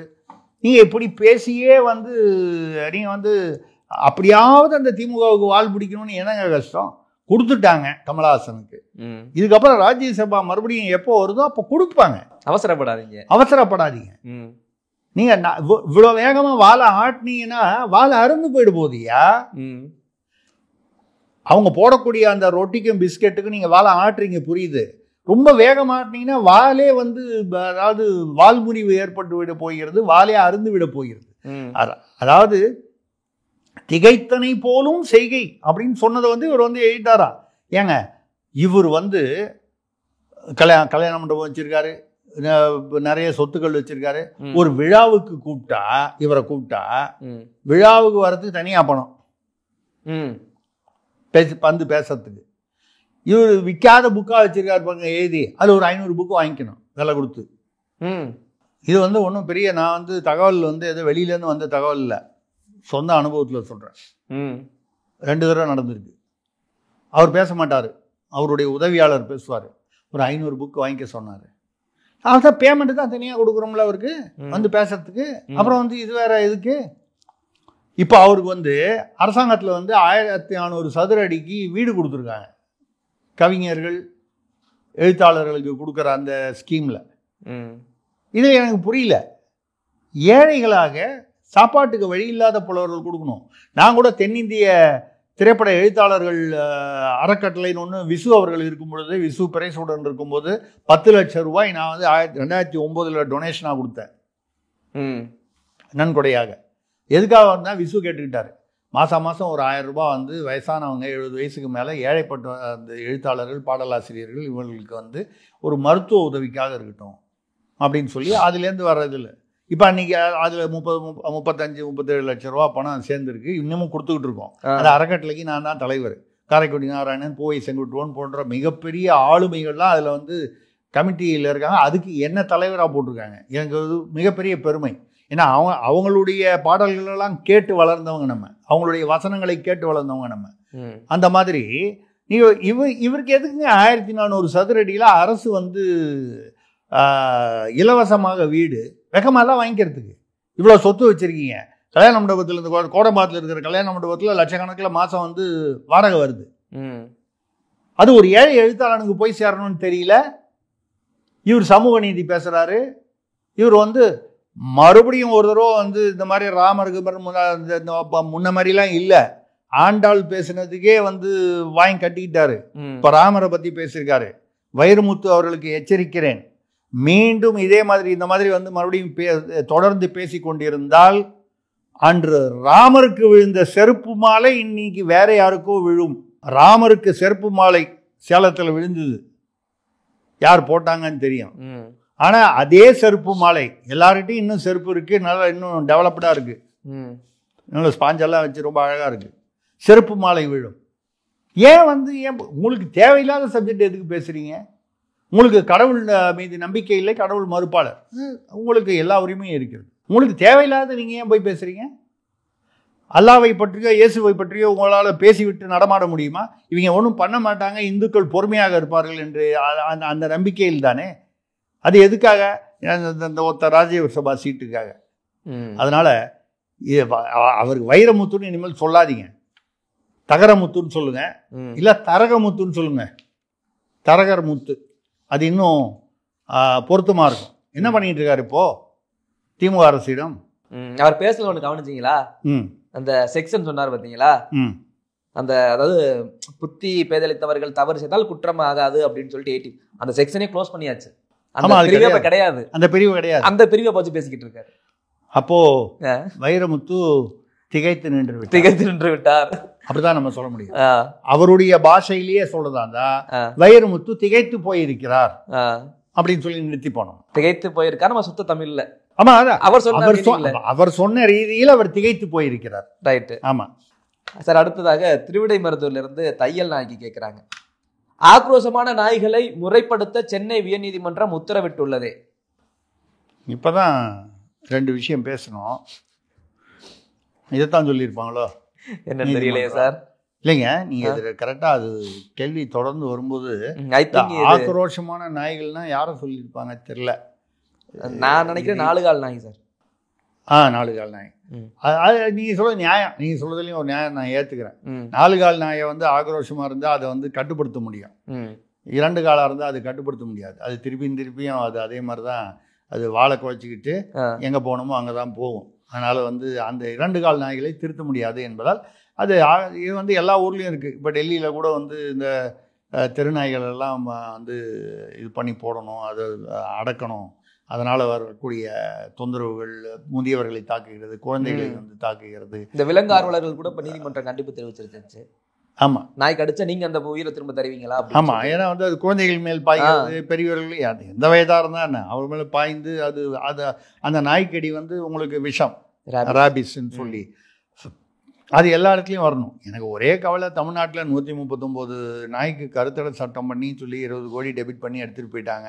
இப்போ தெருநாயெல்லாம் வந்து பிடிச்சி ஏதாவது கொலை பண்ணணும், இல்லை வந்து அதை வந்து அடக்கி உள்ளே வைக்கணும்னா இப்போ தான் வந்து யாரோ அந்த விலங்கு துறை அமைச்சரோ யாரோ படித்தேன், அவங்க வந்து லட்சக்கணக்கான நாய்கள் இருக்கின்றன அப்படின்னாங்க. 119க்கே 20 கோடினா லட்சக்கணக்கான. ஐயா, 10 லட்சம் கோடியே தாங்க முடியாமல் மூச்சு திணறிட்டு இருக்கோம். இறங்கி போகிறதுக்கு முன்னால், ஆட்சி முடியறதுக்கு முன்னால் 10 தாண்டிடுவீங்கன்ற 10 வரைக்கும் போவீங்க. 11 வரைக்கும் போகுமா? 11 வரைக்கும் போவீங்க. 15 வரைக்கும் நாய்களை வைத்து நீங்கள் 15 ஆக்கி விடுவீர்களோ கடன் சுமையை என்று கவலையாக இருக்கிறது. Okay sir. அடுத்ததாக திருவண்ணாமலையிலிருந்து சடகோபன் கேட்கிறார். திருவண்ணாமலை கிரிவல பாதை மிக மோசமான நிலையில் இருக்கிறதே, அறநிலையத்துறை அமைச்சர் என்ன செய்கிறார்? அது வீடியோ பார்த்தேன், ரொம்ப கன்றாவியாக இருக்குது. கிரிவல பாதை என்பது, திருவண்ணாமலை என்பது ஏறத்தாழ 10 லட்சம் வருடங்களுக்கு முன்னால் வந்து அந்த மலையும் கோயில் அது வந்தது, அதுக்கப்புறம் அந்த கோயில் வந்ததுன்னு சொல்லி நம்ம சொல்லலை. நம்ம எப்பவுமே வெள்ளக்காரன் சொன்னா தான் நம்ம நம்புவோமே, அதனால் அவன் சொல்லி வச்சுருக்கான். அப்படிப்பட்ட ஒரு திருவண்ணாமலையில் கிரிவலம், திருவண்ணாமலை மிகப்பெரிய கோயில், தமிழ்நாட்டில் உள்ள மிக பிரசித்தமான கோயில்களில் ஒன்று. அந்த கோயிலில் வந்து சுற்றி வர கிரிவல பாதை இளையராஜா போன்று எத்தனையோ பிரபலங்கள், அங்கே சேஷாதிரி சுவாமிகள் இருந்திருக்காரு, அவர் விசிறி சாமியார்னு, அந்த மாதிரி பல ஆன்மீக பெரியவர்கள் வந்து நடமாடிய பூமி, நடமாடி கொண்டிருக்கும் பூமி. அந்த ரோடு கன்றாவியா இருக்கு, சாக்கடை மாதிரி ஓடுது ரோடு. அதை கூட சரி பண்ணாம இவர் என்ன பண்ணுவாரு, அதுக்கெல்லாம் பொறுப்பான அறநிலையத்துறை வந்து இங்க வந்து இது மாதிரி ரவுடி மாதிரி முறைக்கிறாரு. என்ன பிரசுராணி நீளமா? இத்தனைக்கும் நீளம் பாரஞ்சித் வந்து திமுகவுக்கு ஆதரவாக தான் வந்து அந்த திராவிட சிந்தனையில் இருக்கக்கூடியவர். நீளமா? பத்திரிகைக்காரனுக்கு மட்டும்தான் பதில் சொல்லுவான், அவனுக்கு மட்டும்தான் பதில் சொல்லுவான். யாருக்கு? அவனுக்கு என்பது பத்திரிகைக்காரனுக்கு. உங்களுக்கு எனக்கு என்ன மரியாதை பார்த்தீங்களா? அவனுக்கு. ஒரு மாண்புமிகுவை பார்த்து நம்ம வந்து அவர் எவ்வளோ பெரிய ரவுடியாக இருந்து விட்டு மந்திரியாக வந்திருந்தாலும் இன்னைக்கு சொல்லும்போது மாண்புமிகு சேகர் பாபு அவர்கள், இவங்க வந்து பத்திரிகையாளன் சொல்லும்போது பத்திரிகையாளன் கேட்கட்டும், அவனுக்கு நான் பதில் சொல்றேன். என்ன ஒரு திமிர், ஆணவம்! இப்படி அவர் தூய்மை பணியாளருக்கு யாருங்க போனோம்? கே நேரு போயிருக்கணும். ஆமா, உள்ளாட்சித்துறை. ஆமா, கே நேருவா காணும். அந்த துறையுடைய தலைவராவது வந்தார், ஆறுமுகசாமின்னு யார் ஒருத்தர் IAS, அவரையும் வரல பேச்சுவார்த்தையில். இவர் என்ன பேச்சுவார்த்தை? 10 நாளா என்ன பேச்சுவார்த்தை? நீங்க தான் வந்து நான் கொடுத்தாரா? வாக்குறுதியில் கொடுத்துருக்காரு. எங்க கொடுத்தாரு? கொடுக்கல. 44ஆம் பக்கத்தில் 281 285 வாக்குறுதி நம்பர் கொடுத்துருக்காரா இல்லையா? தனி காலம் தூய்மை பணியாளர்களுக்குனே போட்டு வந்திருக்காரு நிறையா. இதுக்கு தாங்க எழுத படிக்க தெரிஞ்சவங்கலாம் வந்து அமைச்சராகணும்னு சொல்றது. கண்ட தற்கூரியும் அமைச்சராகனா இப்படிதான் பிரச்சனை. நீங்க வாக்குறுதி கொடுத்தாரா? அப்போ வந்து எடப்பாடி, முதலமைச்சர் எடப்பாடிக்கு வந்து எதிர்கட்சி தலைவர் ஸ்டாலின் கடிதம் எழுதினார். நம்ம தான் வந்து எப்பவுமே கடிதம் வந்து அதாவது முக்கியமான விஷயம்னா கடிதம் எழுதுவோம். நமக்கு வீட்டு பிரச்சனை, சட்ட பிரச்சனை, உள்ள தள்ளிடுவாங்க, பயமாக இருக்குது. அப்போ டப்புன்னு வந்து இங்கே டெல்லிக்கு போயிட்டு அங்கே வெளிநாட்டுக்கு போயிட்டு அங்கேருந்து வரும்போது டிஷர்ட்டில் வந்து போய் காலைல விழுந்து கும்பிட்டு வந்துடுவோம். அதுக்கு மேலே யாராவது ஜோசியக்காரன் வந்து உங்களுக்கு பிராமண துவேஷம் சாபம் இருக்கிறது அப்படின்னு சொன்னால் வைணவ பெரியாரெலாம் வீட்டில் கொண்டு போய் உட்கார வச்சு காலை கழுவி தண்ணி குடிச்சிட்டு ரகசியமாக வச்சுப்போம். இது இது இவர்களுடைய இயல்பு. எதுக்காக சொல்கிறேன்னா அவர் என்ன கேட்டார், இதை பற்றி கேட்டார்னு நினைக்கிறேன். இந்த கிரிவலப்பாதை திருவண்ணாமலையில் அதே மாதிரி பாவூர் சத்திரத்தில் குற்றாலநாதர் கோயில் நிலம், பாவூர் சத்திரம் திருவண்ணாமலை, அது இதே மாதிரி வேறு பாவூர் சத்திரம் இந்த பக்கம் இருக்குது. ஐ திங்க் தென்காசி பக்கம் வரும்னு நினைக்கிறேன். அங்கே பார்த்தீங்கன்னா சர்ச்சு கட்டுவதை அங்கே சர்ச்சு கட்டுறாங்க.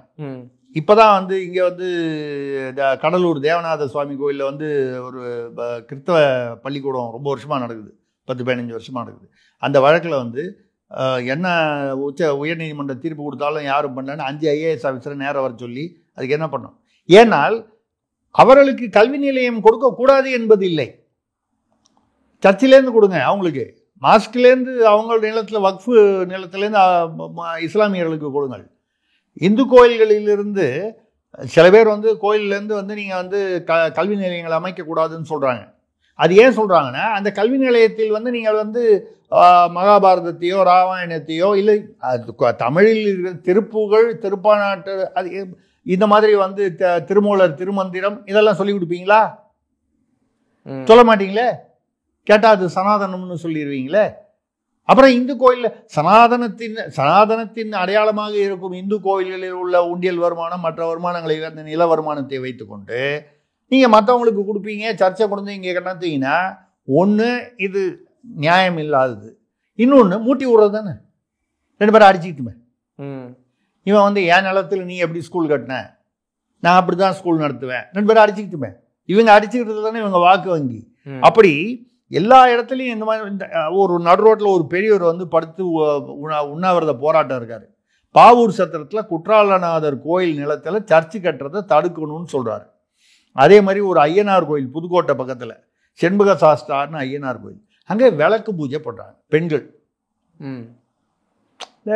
இந்த விளக்கு பூஜை பண்ணுறது. ஐயனார் சாஸ்தான்னு கும்பிட்றவங்களே இவர்கள் அநேகமாக உயர் சாதியினராக இருக்க வாய்ப்பில்லை.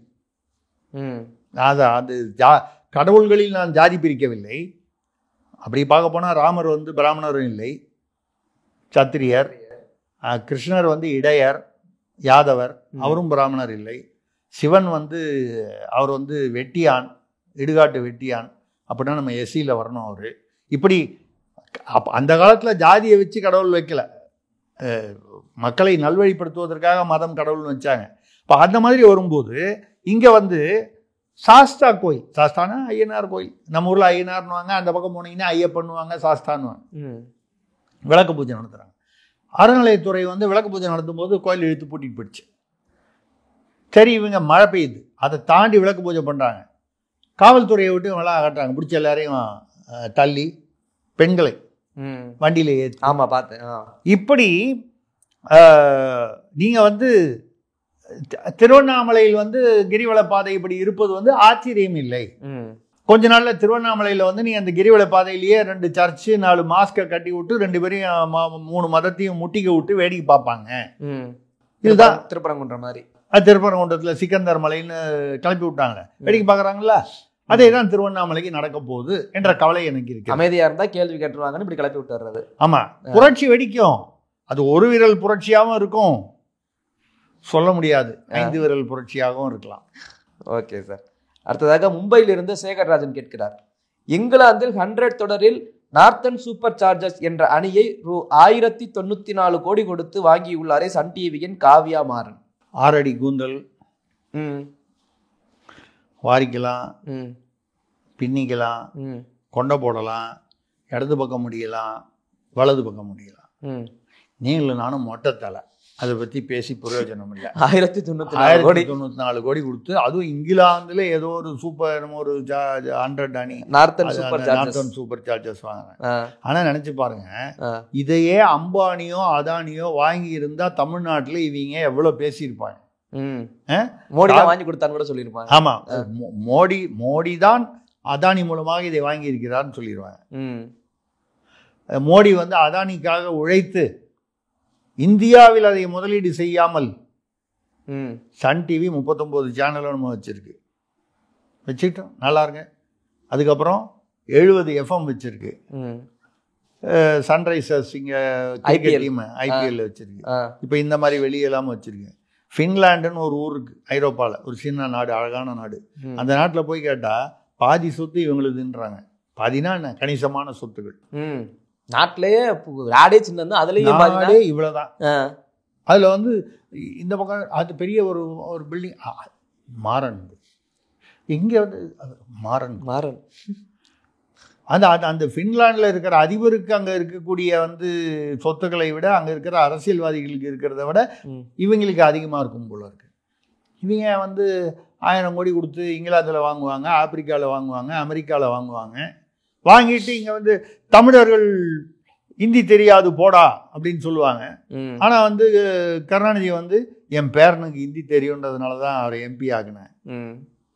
ஏங்க திமுகவில் மற்றவங்களாம் இருக்கும்போது உங்கள் பேரனை ஆகுனீங்க, அவர் இங்கிலீஷ் நல்லா பேசுவார், ஹிந்தி நல்லா பேசுவார். ஆனால் இங்கே இருக்கிற அரசு பள்ளியில் இருக்கிற தமிழ்நாட்டு பசங்க மட்டும் வாழ்க்கையில் வந்து ஹிந்தியோ வேறு மொழியோ படிச்சிடவே கூடாது. அப்படி ஏதாவது படித்தான்னா இவன் டெல்லி போயிடுவான். அப்புறம் என் குடும்பம் எப்படியா வந்து 10 லட்சம் கோடி தான் இது வரைக்கும் நாங்கள் வந்து வச்சுருக்கோம், 20 லட்சம் கோடிக்கு நாங்கள் வந்து இந்த ஆட்சியில் எப்படியும் இந்த தலைமுறையில் கொண்டு வந்துடணும்னு பார்க்குறோம். எப்படியா முடியும்? சாதாரண பாமர மக்கள்லாம் ஹிந்தி படிக்க விட்டு அவனெல்லாம் டெல்லிக்கு அமிச்சு வெளிநாட்டுக்கு அமிச்சா? நாங்கள் டெல்லிக்கு போவோம், நாங்கள் ஃபின்லாண்டில் போய் சொத்து வாங்குவோம், இங்கிலாண்டில் போய் இந்த டீம் வாங்குவோம். அது எங்கள் குடும்பம், மன்னராட்சி. அதான் சொல்கிறது, மக்கள் தான் முடிவு பண்ணணும். Right sir. அடுத்ததாக தாராபுரத்திலிருந்து சவுந்தர் கேட்கிறார், புதிய கல்விக் கொள்கையில் என்ன புதுமை இருக்கிறது திருசக்தியாரே? தெரியல, நானும் அதெல்லாம் பார்த்தேன். 11ஆம் கிளாஸில் வந்து நான் அதாவது மேலிருந்து வாரியாக பார்த்தேன், இன்னும் முழுசாக படிக்கலை உண்மையை சொல்ல போனால். 11ஆம் கிளாஸ் பொதுத் தேர்வை வந்து நாங்கள் நீக்கிவிட்டோம். இது மாணவர்களுக்கு மிகப்பெரிய மனச்சுமையாக, மன அழுத்தத்தை கொடுக்கிறது. பல ஆண்டு காலமாக இது இருந்து வருகிறது. இதை நாங்கள் நீக்கி இருக்கிறோம். சொன்னோன்னே என்ன நினைப்பீங்க? கல்வி தந்தை அவர் ஒரு தந்தை, போதையை நீக்கிய தந்தை. அவருடைய உடன்பிறவா சகோதரர் அன்பில் மகேஷ், நண்பர் மட்டும் இல்லாமல் உடன்பிறவா சகோதரர் அவர் வந்து உதயநிதிக்கு சகோதரர் மாதிரி. அவங்க 2 பேரும் ஒரே வயசு நண்பர்கள், அதுக்காக சொல்கிறேன். அப்போது அவங்க வந்து அவர் பாருங்க, கல்வி தந்தை பாருங்க, 11ஆம் கிளாஸ் பொதுத் தேர்வை எடுத்துட்டார். அப்போ நீங்கள் என்ன நினச்சிப்பீங்க?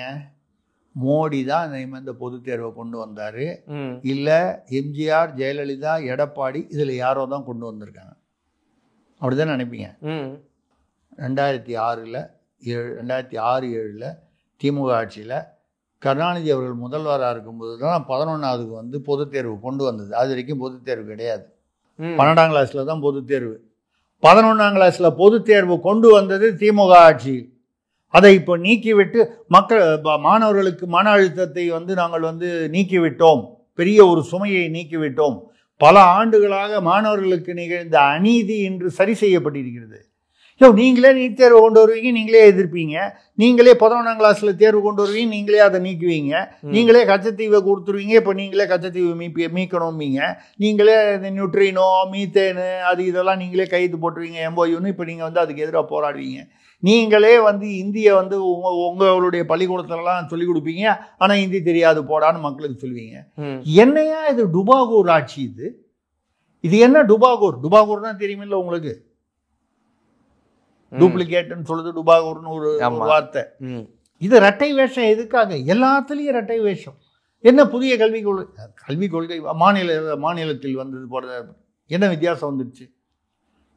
மும்மொழி கொள்கை நாங்கள் ஏற்றுக்கொள்ள மாட்டோம். நீங்கள் அவங்க மத்திய அரசில் என்ன சொல்லிட்டாங்க? முதல்ல வந்து 16 மொழி கொடுத்தாங்க, 8 இந்திய மொழிகள், 8 மற்ற மொழிகள். அப்புறம் வந்து இப்போ சமீபத்தில் என்ன சொல்லிட்டாங்க? நீ எப்படியாவது போ, 3வது மொழி என்ன வேணும்னா அந்தந்த மாநிலமே எடுத்துக்குவாங்க. ஹிந்தி எடுக்காத, அவனுக்கு ஹிந்தி பிடிக்கலன்னா எடுக்காத, புரிஞ்சு போச்சா மேட்ரு? இதை விட்டுட்டு உங்களுக்கு எது வேணுமோ அதை மட்டும் கரெக்டு. புதிய கல்விக் கொள்கை இந்த கல்விக் கொள்கை என்ன? இந்த நாட்டுக்காக, இந்த நாட்டு சுதந்திரத்திற்காக உண்மையிலேயே பாடுபட்ட ஒரு அவர் பேர் என்ன, ஒரு மகாகவி பாரதியாரோ, சுப்பிரமணிய சிவாவோ, வஉ சிதம்பரனாரோ, திருப்பூர் குமரனோ, எத்தனையோ பேர் இருக்காங்க. இந்த மாதிரி சுதந்திர போராட்டம் இதெல்லாம் எடுத்துட்டு இந்த ஈரோடு ஆரோடு எல்லா ரோடையும் உள்ளே கொண்டு வரணும். திருப்பி இருக்கிறது பத்தாதுன்னு இன்னும் அதிகமாக. ராஜராஜ சோழனுக்கும் ராஜேந்திர சோழனுக்கும் இங்கிருந்தோ குஜராத்தில் பிறந்த மோடி, இந்தியாவின் பிரதமர் மோடி, அவர் வந்து செலவு வைக்கிறேன்னு சொல்கிறாரு, அவர் வந்து பாராட்டுறாரு, அவர் வந்து நாணயம் வெளியிடுறாரு. இவ்வளோ வருஷமாக இங்கேயே இருக்கீங்க, இதை பற்றி வந்து உங்களுக்கு அதை பற்றி யார் அவங்கன்னு கூட வந்து ஒழுங்காக தெரியுமான்னு தெரியல. இவங்க வந்து கரிகாலன் கல்லணை கட்டுவதற்கு நாங்கள் ஒரு விழா எடுக்கிறோம். இது மோடி வந்து இதை பண்ணதுக்கப்புறம் என்ன கல்லணை என்ன பண்ணார்? கல்லணை மட்டுமல்ல, கரிகாலன் வந்து காவிரி ஆற்றில் நீர் வருவதற்கு ஏற்பாடு செய்ததே கரிகாலன் தான், கரிகால் சோழன் தான். இவங்களுக்கெல்லாம் தெரியுமானே தெரியல. உண்மையிலேயே அவளுக்கு தெரியும். இவங்களுக்கு சரித்திரம் தெரியுமா, பூகோளம் தெரியுமா? கரிகாலனுக்கு அப்போ அவங்க விழா எடுத்தாங்கன்னா சிவனுக்கு விழா எடுப்பாங்களோ? சிவனை வச்சு கும்பிடுவாங்களோ? எந்த சிவனை? கரிகாலன் வணங்கிய சிவனை இவர்கள் வணங்குவார்களான்னு கேட்குறேன். அது வேற, அது பகுத்தறிவில் வந்துடும். அங்கே மட்டும் வந்துடும். அதில் வந்து தமிழர்களுடைய இது வேற, பகுத்தறிவு என்பது வேற. அப்போ வந்து இந்த ஆரிய வந்தேரிகள் வந்து அவர்களை வந்து கெடுத்து விட்டார், அவர்கள் மனதை கெடுத்து விட்டார்கள் அப்படின்னு சொல்லி எதையா ஒன்று சொல்லிட்டு போவாங்க. என்ன பண்ணுறது? அடுத்ததாக சென்னையிலிருந்து மல்லிகா ரங்கநாதன் கேட்கிறாங்க, தமிழ்நாடு அரசு ஒரு நாளைக்கு தன் கடனுக்கு 87 கோடி ரூபாய் வட்டி கட்டுவதாக அமைச்சர் பிடிஆர் சொல்கிறாரே. அவர் சொன்னால் எல்லாமே உண்மையாக இருக்கும். அவர் சொன்னால் கரெக்டாக இருக்கும். 30,000 கோடி கூட பேசினார் பாருங்க. ஆமாம், பையனும் மாப்பிளையும் சேர்ந்து அமைச்சராக வந்த உடனே சொன்னார். சொன்னதுக்கப்புறம் உடனே பரிசு கொடுத்துட்டாங்க. நிதி அமைச்சர்லேருந்து தூக்கி ஓரம் கட்டிட்டாங்க. அந்த ஐடி டிபார்ட்மெண்ட்லேயும் பாதியை பிடிங்கி டிஆர்பி ராஜா கொடுத்தாச்சு. இப்போ அவர் என்ன சொல்கிறாருன்னா, ஒரு நாளைக்கு 87 கோடி ரூபா வட்டி, மாநகராட்சி நகராட்சி மட்டும் 1200 கோடி ரூபா நிலுவையில் இருக்கிறது. அதுக்கப்புறம் வந்து மின்சாரம் போக்குவரத்து துறைகள் வந்து 1 லட்சம் கிட்டத்தட்ட 2 லட்சம் கோடி கடன் இருக்கு அப்படிங்கிறாரு. இப்போ நான் சொன்னது கரெக்டாக இருக்கா? இந்த ஆட்சி முடிவதற்குள் நம்ம ஏதோ 10-11 வரைக்கும் வரும் அப்படின்னு நீங்கள்லாம் கணக்கு போடுறீங்க. நாங்கள் எப்பவுமே மக்களை திகைத்துன்னா ஒன்று வேற அர்த்தம் வருது. ஆள் சொன்னது ரைட்டு. மக்களை அப்படிதான் நினச்சிருக்காங்க. மக்களை புத்தி சுவாதீனம் இல்லாதவர்களால் நினைத்து கொண்டு தானே ஆட்சி செய்கிறாங்க. மக்கள் திகைக்கும் அளவுக்கு அந்த 15 லட்சம் கோடி கொண்டு போகிறதுக்கு வழியாக இருக்குது. அதுதான் பிடிஆர் தியாகராஜனுக்கு அவருக்கு தெரிஞ்சு போச்சு. எப்படியும் இந்த 2026ஓட ஒரு ஏற கட்டி அமெரிக்காவுக்கு அனுப்பிச்சுடுவாங்கன்னு தெரிஞ்சு போச்சு. அதுக்குள்ளே பேச வேண்டியதெல்லாம் அவர் பேசிகிட்டு இருக்கார். நல்ல மனுஷன், எங்கே இருந்தாலும் வாழ்க. சார், தென்காட்சியிலிருந்து இசைக்குமுத்து கேட்கிறார், தூய்மை பணியாளர்கள் விவகாரத்தை பற்றி கேள்வி கேட்ட யூடியூபரை மிரட்டியுள்ளாரே சேகர் பாபு. அதான் பேசணும். ஆமா, அதாவது அது என்னன்னா, நான் என்ன நாங்கள் அப்படிதான் 10 நாளாக தூய்மை பணியாளர்கிட்ட பேசுறதுக்கு என்னங்க இருக்கு? நீங்கள் கொடுத்த வாக்கு, அதை வாக்குறுதியை நீங்கள் நிறைவேற்றணும். அவன் என்னங்க கேட்குறான்? அவன் பணி நிரந்தரம் கேட்குறான். ரெண்டாவது, அதை கொண்டு போய் யாரும் வடநாட்டு நிறுவனம், மற்ற போதெல்லாம் அவன் பானிபூரி வாயன் பேல்பூரி வாயன்னு பேசுகிறீங்கல்ல, வடநாட்டு நிறுவனம் ராம்கீன்னு ஏதோ ஒரு நிறுவனம், அந்த நிறுவனத்துக்கு 2700 கோடி ரூபாய் கொடுத்துருக்கீங்க. அது கூட வந்து கணக்கு பார்த்தா 30,000 ரூபா சம்பளம் கொடுத்தா கூட வருஷத்துக்கு 51 கோடி ரூபா தான் வருது. சாரி, மாசத்துக்கு 51 கோடி ரூபா தான் வந்து சம்பளம். 30,000 ரூபா சம்பளம் கொடுத்தா இன்னைக்கு 23,000 ரூபா கொடுக்குறாங்க. அந்த 23,000 ரூபாய் இவங்களாம் வந்து வீட்டுக்கு அனுப்பிச்சுட்டு அவன் 16 ரூபா 17 ரூபா கொடுக்க போறான். அதுல என்ன 40 வயசுக்கு மேலன்னா வேணான்றான். இதுல இருக்கிறவங்க எல்லாரும் 15 வருஷம் சர்வீஸ் போட்டவங்க. ஒரு சராசரியாக 10 to 15 வருட சர்வீஸ். அப்படின்னா அநேகமாக 40 வயசு ஆயிருக்கும். அப்ப இங்க இருக்கிறவங்க எல்லாம் முக்காவாசி பேரோ பெரும்பகுதியானவர்களை வந்து அவன் வேலைக்கு எடுக்க போறது இல்லை. அவன் என்ன பண்ணுவான்? ஒரிசா, பெங்கால், நேபாளில இருந்து கொண்டு வந்து வைப்பான். அவன் 16,000 ரூபாயை வாங்கிட்டு கரெக்டா அந்த டார்மிட்டரியில் படுத்துட்டு அவன் சப்பாத்தி அவனே சமைச்சு போறதுக்கு ஏற்பாடு பண்ணுவான். சாப்பிட்டுட்டு வருஷத்துக்கு 15 நாள் லீவ்ல போவான். குடும்பத்துக்கு கரெக்டா போவான். சரக்கு அடிச்சுட்டு மட்டையாக மாட்டான். நீங்க என்ன பண்றீங்க? கொரோனா பீரியட்லேயும் வெள்ள பீரியட்லேயும் வந்து மக்கள் வந்து உயிர் வாழ்வதற்கு, உயிர்ப்புடன் வாழ்வதற்கு காரணமாக இருந்த அந்த தூய்மை பணியாளர்கள் அன்னைக்கு எதிர்கட்சியாக இருக்கும்போது அங்கே போய் உட்காந்து தோல் கொடுக்குறேன்னு சொல்லிட்டு இங்கே தோலும் கொடுக்கல, எதுவும் கொடுக்கல.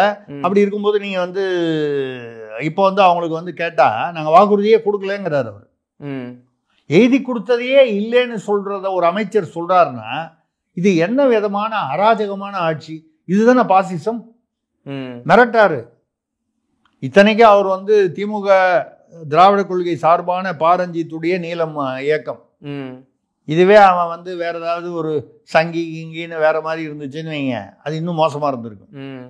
என்ன மிரட்டுறீங்க ஐயா? ஞாபகம் வச்சுங்க, ஆட்சி மாறிடுச்சுன்னா அதுக்கப்புறம் நீங்கள் வந்து ஆளினால் அழகுராஜான்றதெல்லாம் வந்து மாறிடும். அந்த ஆட்சியில் வந்து யார் ஆளினால் அழகுராஜாவை இருப்பாங்கன்னு நமக்கு தெரியாது. இன்னைக்கு நம்ம வந்து பவர் இருக்குங்கிறதுனால ஆடக்கூடாது. அப்படி ஆடினால் ஒரு ஒரு பெண்மணி சொல்கிறார்கள் தூய்மை பணியாளர்ல, இப்பெல்லாம் பண்ண நல்லா இருப்பீங்களான்னு. உன் சாபம்லாம் பழிக்காது, போ. சாபம் பழிக்காதா? உன் சாபம்லாம் பழிச்சிருமா? அதாவது அவர் கேட்கறது என்ன, நீ என்ன பெரிய பத்தினியாங்கிற அர்த்தத்தில் கேட்குறாரு. அந்த வார்த்தைகளை பயன்படுத்தலையே தவிர அந்த அர்த்தத்தில் கேட்குறாரு. நீ பெரிய பத்தினியா, உன் சாபம் பழிச்சிருமா?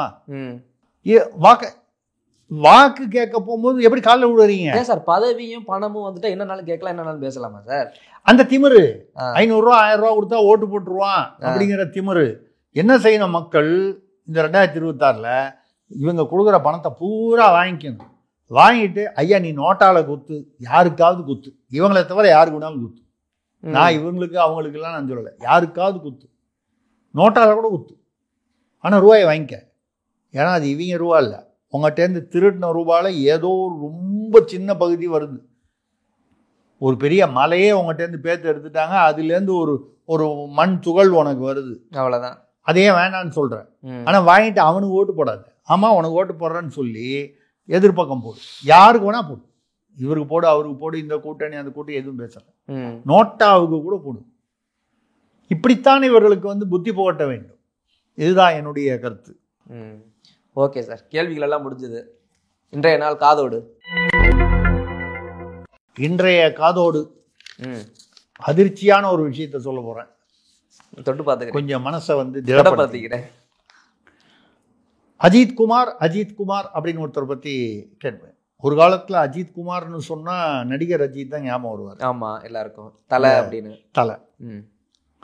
இப்போ தலையே போனவர் தான் வந்து பாவம். இந்த அஜித் குமார் தலை போயிடுச்சு. எதற்காக அந்த உயிர் போனது, எப்படி போனது, எதற்காக யார் போக வச்சது கூட தெரியாமல் இருக்கு. ஆமாம். இதில் வந்து யாரோ ஒரு பெண் நிகிதான்ற பெயர் வந்து அடிபட்டுடுச்சு. இது வரைக்கும் அவங்கள ஏன் விசாரிக்கல, சிபிஐ விசாரிக்குது. நமக்கு கிடைத்த சில ரகசிய தகவல்கள், அதிர்ச்சி ஊட்டும் தகவல்கள் என்னன்னா, ஏற்கனவே ஒரு தடவை லேசாக இதை பற்றி பேசியிருக்கோம். இதில் சம்மந்தப்பட்டவர் அந்த நிகிதாவே இல்லை. இந்த நிகழ்ச்சி இப்போ தான் வந்து சிபிஐ வந்து நகை உண்மையிலேயே திருடு போனதா என்பதை பற்றி சிபிஐ விசாரித்து வருகிறதுன்னு இப்போ சொல்கிறாங்க. அதாவது கிட்டத்தட்ட நகைன்னு ஒன்றே கிடையாதுன்னு. இதுக்கு பின்னால் உள்ள விஷயங்களை நமக்குன்னு ஒரு ரூட் வச்சுருக்கணும். பத்திரிகை 15 வருஷம் நடத்துகிறோம் இல்லையா, அந்த ரூட்டில் நம்ம விசாரித்த பொழுது என்ன அதிர்ச்சியான தகவல் வருகிறதுனா 2 விஷயம். ஒன்று, இந்த நிகிதாவுக்கும் அந்த சம்பவத்துக்கும் அவங்க புகார் கொடுப்பதற்காக பயன்படுத்தப்பட்டவர்கள் தானே தவிர சம்பந்தப்பட்டவர் அந்த அந்த அந்த சம்பவத்தில் சம்பந்தப்பட்டவர் அவர் இல்லை. இந்த நிகிதா இல்லை, இவர் இல்லை. இவர் வந்து யாரோ ஒரு மாண்பு, ஒரு கீர்த்தி பெற்ற ஒரு மாண்புக்கு ஒரு 10 வருஷம் முன்னால நட்பு வலயத்தில் இருந்திருக்கிறார் இந்த நிகிதா. இப்போ வயசாயிடுச்சு, அதனால் இப்போது அந்த நட்பு வலையில் வயசாயிடுச்சுன்றதுனால அவங்க வந்து தொடர்பில் இருக்கலாம், இல்லாமல் இருக்கலாம். அதுக்காக பொதுவாக சொல்கிறோம் நம்ம. வேறு ஒரு பெண், நமக்கு பேர் தெரியல, அவர் ஒரு வெற்றி அப்படின்னு இருக்கலாம். வெற்றின்னா உடனே வடமொழியில் என்னென்னு யோசனை பண்ணுவீங்க. யாரோ ஒரு முன்னாள் நமது முதல்வர் பேர் வரலாம், அப்புறம் பின்னால் வந்து பிரியமா வரலாம் பேர். ரெண்டையும் சேர்த்தா ஒரு பேர், ஏதோ ஒரு பேர். அது பேர் முக்கியம் இல்லை. அந்த அம்மா தான் இப்போ நட்பு வலயத்தில் இருக்காங்க, மாண்புக்கு, கீர்த்திக்கு. ஆமாம், நீங்கள் தான் வயசாகி போச்சு, ரிட்டையர்டு ஓல்டு பென்ஷன் ஸ்கீம். அது போட்டு இப்போது கரண்ட் ஸ்கீமில் இருக்கிறது வேறு. சனிக்கிழமை ரிங் ரோடு பங்களாவில் சந்திக்கிற அளவுக்கு நட்பு இருக்குது. சரி, இவங்க வச்சு தான் சம்பவம். சரி, இவங்களை வச்சு சம்பவம் என்ன நடந்துச்சு? அந்த அஜித் குமாருக்கு அவங்களுக்கும் ஏதோ ஒரு வாக்குவாதம் நடந்துச்சு. அப்போ ஏன் வந்து அதை விட்டுட்டு நிகிதா பக்கம் திரும்பிச்சு? இப்போ அந்த அம்மா அப்படின்னு சொன்னால் வேற ஒரு அம்மா, ஜெயமாக இருக்கக்கூடிய ஒரு அம்மா, ஜெயமாகவும் இருக்கிறார், பிரியமாகவும் இருக்கிறார். அவர் அந்த மாதிரி ஜெயமும் பிரியமும் இணைந்து இருக்கிறார். அவர் வந்து அப்படின்னு சொன்னா அவர் ஆளு மதுரை ஏரியா பூரா தெரியும். அது இன்னாருன்னா இன்னாருன்னு தெரியும். இல்லை மற்ற விஷயங்கள்லாம் தெரியுதோ இல்லையா, இந்த விஷயத்துல ஜனங்களுக்கு ஜெனரல் நாலேஜ் அதிகமா இருக்கும்ல, நம்மளுக்கு இதுல தான் ஆர்வமா இருப்பான்ல. ஆனாலும் வந்து இது சரி, இவங்களாம் வந்து கேட்கும்போது அந்த அம்மாவை வந்து அந்த அஜித்குமாருக்கு கொஞ்சம் வாய் கொழுப்பு, பாவம் வாயில் வந்து சனீஸ்வரன் வந்து போய் உட்காந்துட்டாரு. அது ஏதோ வந்து தெரியுமில்ல அப்படி இப்படின்னு சொல்லி கேட்டு, அது கேட்ட உடனே நான் யார் தெரியுமில்ல அப்படின்னு சொன்னோன்னே, தெரியுமே அந்த ஆள் என்ன பயந்துருமானாங்க. நீ வந்து நம்ம தமிழில் ஒரு அருமையான ஒரு வார்த்தை இருக்குது, தே அப்படின்னு ஆரம்பித்தாங்கன்னா, அந்த தேன் போன்ற செந்தமிழ்நாடு தேன் மொழி நம்மளுது, தேன் போன்ற மொழி. அதனால பார்த்தீங்கன்னா கெட்ட வார்த்தையில் கூட தே வரும் முதல்ல அப்படின்னு சொல்லி அங்கே திட்டார். யாரு? அந்த அஜித்குமார். உனக்கு தெரியாதா, நீ ஒரு டேஷ் அப்படின்னு ஏதோ தேல ஆரம்பிச்சு திட்டாரு. நீ அந்த ஆளுடைய ஆளுன்னா நான் என்ன பயந்துருவேனா, அவனுக்கெல்லாம் நான் பயப்படுவேனான்னு மாண்புமிகு பேரையும் சொல்லி திட்டி விட்டாரு. சரி, இதனால வந்தது இந்த அம்மா பேரை வெளியில் விடக்கூடாதுன்றதுனால எதேச்சையாக அன்று அரை மணி நேர வித்தியாசத்தில் அங்கே வந்து சம்பவம் நடந்த போது, இந்த வீல் சேர் வந்தபோது இந்த 500 ரூபாய் 100 ரூபாய் அதுவும் ஒரு ஆர்கியூமெண்ட் ஆயிருக்கு. அதுவும் உண்மை, நகையெல்லாம் உண்மை இல்லைன்னு சொல்லப்படுது. இப்போ சிபிஐ இதெல்லாம் விசாரிச்சுட்டு இருக்கு. அப்போ நிகிதாவுக்கும் இதுக்கும் சம்மந்தம் இல்லை. நிகிதா வந்து ஒரு புகார் கொடுப்பதற்காக பயன்படுத்தப்பட்டிருக்கிறார். உண்மையான சம்பவத்தில் ஈடுபட்டவர் வந்து வேற, ஜெயமாகவும் பிரியமாகவும் இருக்கிறார். அவர் புகைப்படம் கூட தேடி நம்ம கண்டுபிடிச்சிருக்கோம். சரி, அது சிபிஐயோட வேலை. நம்ம போய் சிபிஐக்கு போட்டியாக நம்ம வேலை செஞ்சோம்னா அப்புறம் அவங்களுக்கு யார் வேலை தருவாங்க இல்லையா? ஏதோ நம்மளால் முடிஞ்சு நம்மகிட்ட இருக்கிற தகவல்களையும் சிபிஐயிடம் தெரிவித்திருக்கிறோம். யார் மூலமாக தெரிவிக்கணுமோ தெரிவிச்சிருக்கோம். இதை விட முக்கியமான அதிர்ச்சியான செய்தி தான் இப்போ சொல்ல போகிறேன் காதோடுல. சரி, இந்த பிரச்சனைக்கு என்ன காரணம்? ஏதோ ஒரு சாதாரண ஈகோ பிரச்சனை அப்படின்னு நம்ம நினைக்கக்கூடிய ஒரு, ஆமா, அந்த பத்ரகாளியம்மன் கோயிலுக்குள் முக்கியப்பட்டவர்கள்லாம் தமிழ்நாட்டில் யாரு தெரியும்? கோயில் யார் கீழே வருது? அறநிலையத்துறை. அங்கே உள்ள கோடவுன், அந்த பழங்கால பத்ரகாளியம்மன் கோயில்னா சில 100 வருடங்களுக்கு முன்னால் கட்டப்பட்ட பழங்காலத்து கோயில், சமீபத்தில் கட்டப்பட்ட கோயில். அங்கே உள்ள பெருசாக இருக்கும், பிரம்மாண்டமாக தான் இருக்கும், கோடவுன் மாதிரிலாம் இருக்கு. அதில் 270 கோடி ரூபாய் பணம் கொண்டு வந்து அடுக்கப்பட்டிருந்தது. அன்று காலை நிகழ்ச்சி நடந்த அன்று காலை 270 கோடி ரூபாய் பணம் எதுக்காக? தேர்தல் வருது வச்சிருக்காங்க. அங்கே நிறைய அந்த ரூம்குள்ள பழைய கோயிலில் ஸ்னேக் எல்லாம் நிறைய வருதான். சரி, ஸ்னேக் நடமாட்டம் அறநிலையத்துறையில் கோயிலில்.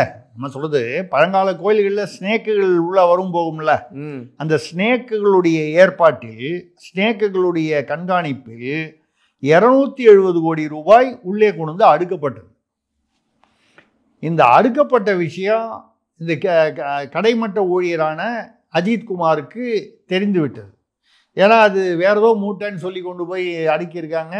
அடுக்கின போது எங்கேயோ அது வெளியில் அது ரூபா நோட்டுன்னு தெரிஞ்சு போச்சு.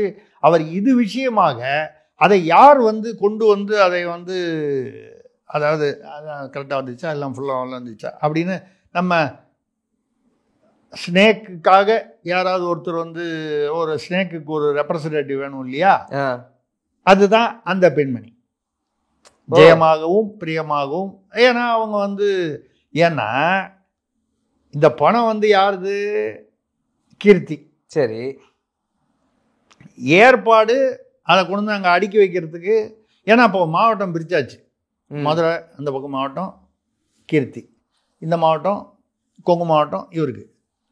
இதை மாதிரி தமிழ்நாட்டில் 5 கோயில்களில் சுமார் 200 - 300 கோடி ரூபாய் வந்து அடுக்கி வைக்கப்பட்டிருக்கிறது அறநிலையத்துறைக்கு கீழ் வரும் கோயில்களில் அப்படின்னு ஒரு தகவல் இருக்கு. அந்த 5இல் ஒன்றுதான் இந்த சிவகங்கை அந்த பத்ரகாளியம்மன் கோயில். இதை வந்து பணம் ஒத்துருது. யாரெல்லாம் வந்து ஏடிஎம்மாக இருக்காங்களோ, யார் நிறைய சம்பாதிக்கிறாங்களோ, யாருடைய துறையில் அதிகமாக பணம் வருதோ அவங்க தான் கொடுக்கணும். அது நம்ம ஆட்சியில் அப்படி தானே. ஒரு சொல்லுமே, ஒரு காலத்தில் ஜெகத்து, அப்புறம் வந்து ஏவாவேலு, அப்புறம் வந்து இவர் அப்படின்னு அது ஒருத்தவங்க 10 ரூபா சாரு அப்படிலாம் வரும்போது சீசனுக்கு தகுந்த மாதிரி வரும்போது, இப்போ இந்த சீசனில் இருக்கிறவர் வந்து கீர்த்தி.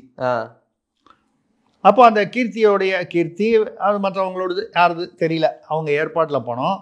அதை கொண்டு வந்து சேர்த்து அதை பத்திரப்படுத்த வேண்டியது வந்து பாம்புகளுடைய வேலை, ஸ்னேக்குகளுடைய வேலை. இது பண்ணி இது பிரச்சனை வெளியில் தெரிஞ்சிருச்சு. இதனால தான் தனிப்படை வைத்தது மட்டும் இல்லாமல் கிளம்பும் போதே வேனில் வந்து ஃபேக் ரிஜிஸ்ட்ரேஷன் நம்பர் ஒட்டி எடுத்துகிட்டு வந்தாங்கன்னா என்ன அர்த்தம்? அவர்கள் ஏதோ ஒரு மிகப்பெரிய குற்றம் செய்ய போகிறார்கள் என்று தெரிந்துதான் ஃபேக் ரிஜிஸ்ட்ரேஷன் நார்மலாக யார் ஓட்டிகிட்டு வருவான்? குற்றம் செய்ய போகிறோம். குற்றம் இந்த கடத்தல், கஞ்சா கடத்துறவன், இது கடத்துறவன், தங்கம் கடத்துறவன், இவன் தான் வந்து ஃபேக் ரிஜிஸ்ட்ரேஷன். சிசிடிவிலலாம் வரும்னு. போலீஸாருடைய தனிப்படை எதற்காக வந்து ஃபேக் ரிஜிஸ்ட்ரேஷன் நம்பர் ஓட்டிகிட்டு வரணும்? அப்போ இது மொத்தமாகவே இது நான் சாதாரணமாக நினைக்கிற ஏதோ ஒரு ஈகோவில் வந்த பிரச்சனை, வார்த்தை தடிப்பில் வந்த பிரச்சனை இல்லை. இதுக்கு பின்னால் என்ன ரகசியன்றது, அது வந்து நிகிதாவா இல்லை வேற ஒரு பெண்மணியானா எதுவாக இருந்தாலும் ஈகோ பிரச்சனையாக, ஒரு ஈகோ பிரச்சனைக்கு ஒரு கொலை செய்யும் அளவுக்கு ஒரு பெரிய விஷயம். 2 தட்டு தட்டி அனுப்பிச்சுதே, இந்த மாதிரி வாயை திறந்தீங்கன்னா சொல்லி 2 தட்டு தட்டி அமைச்சிருக்கலாமே.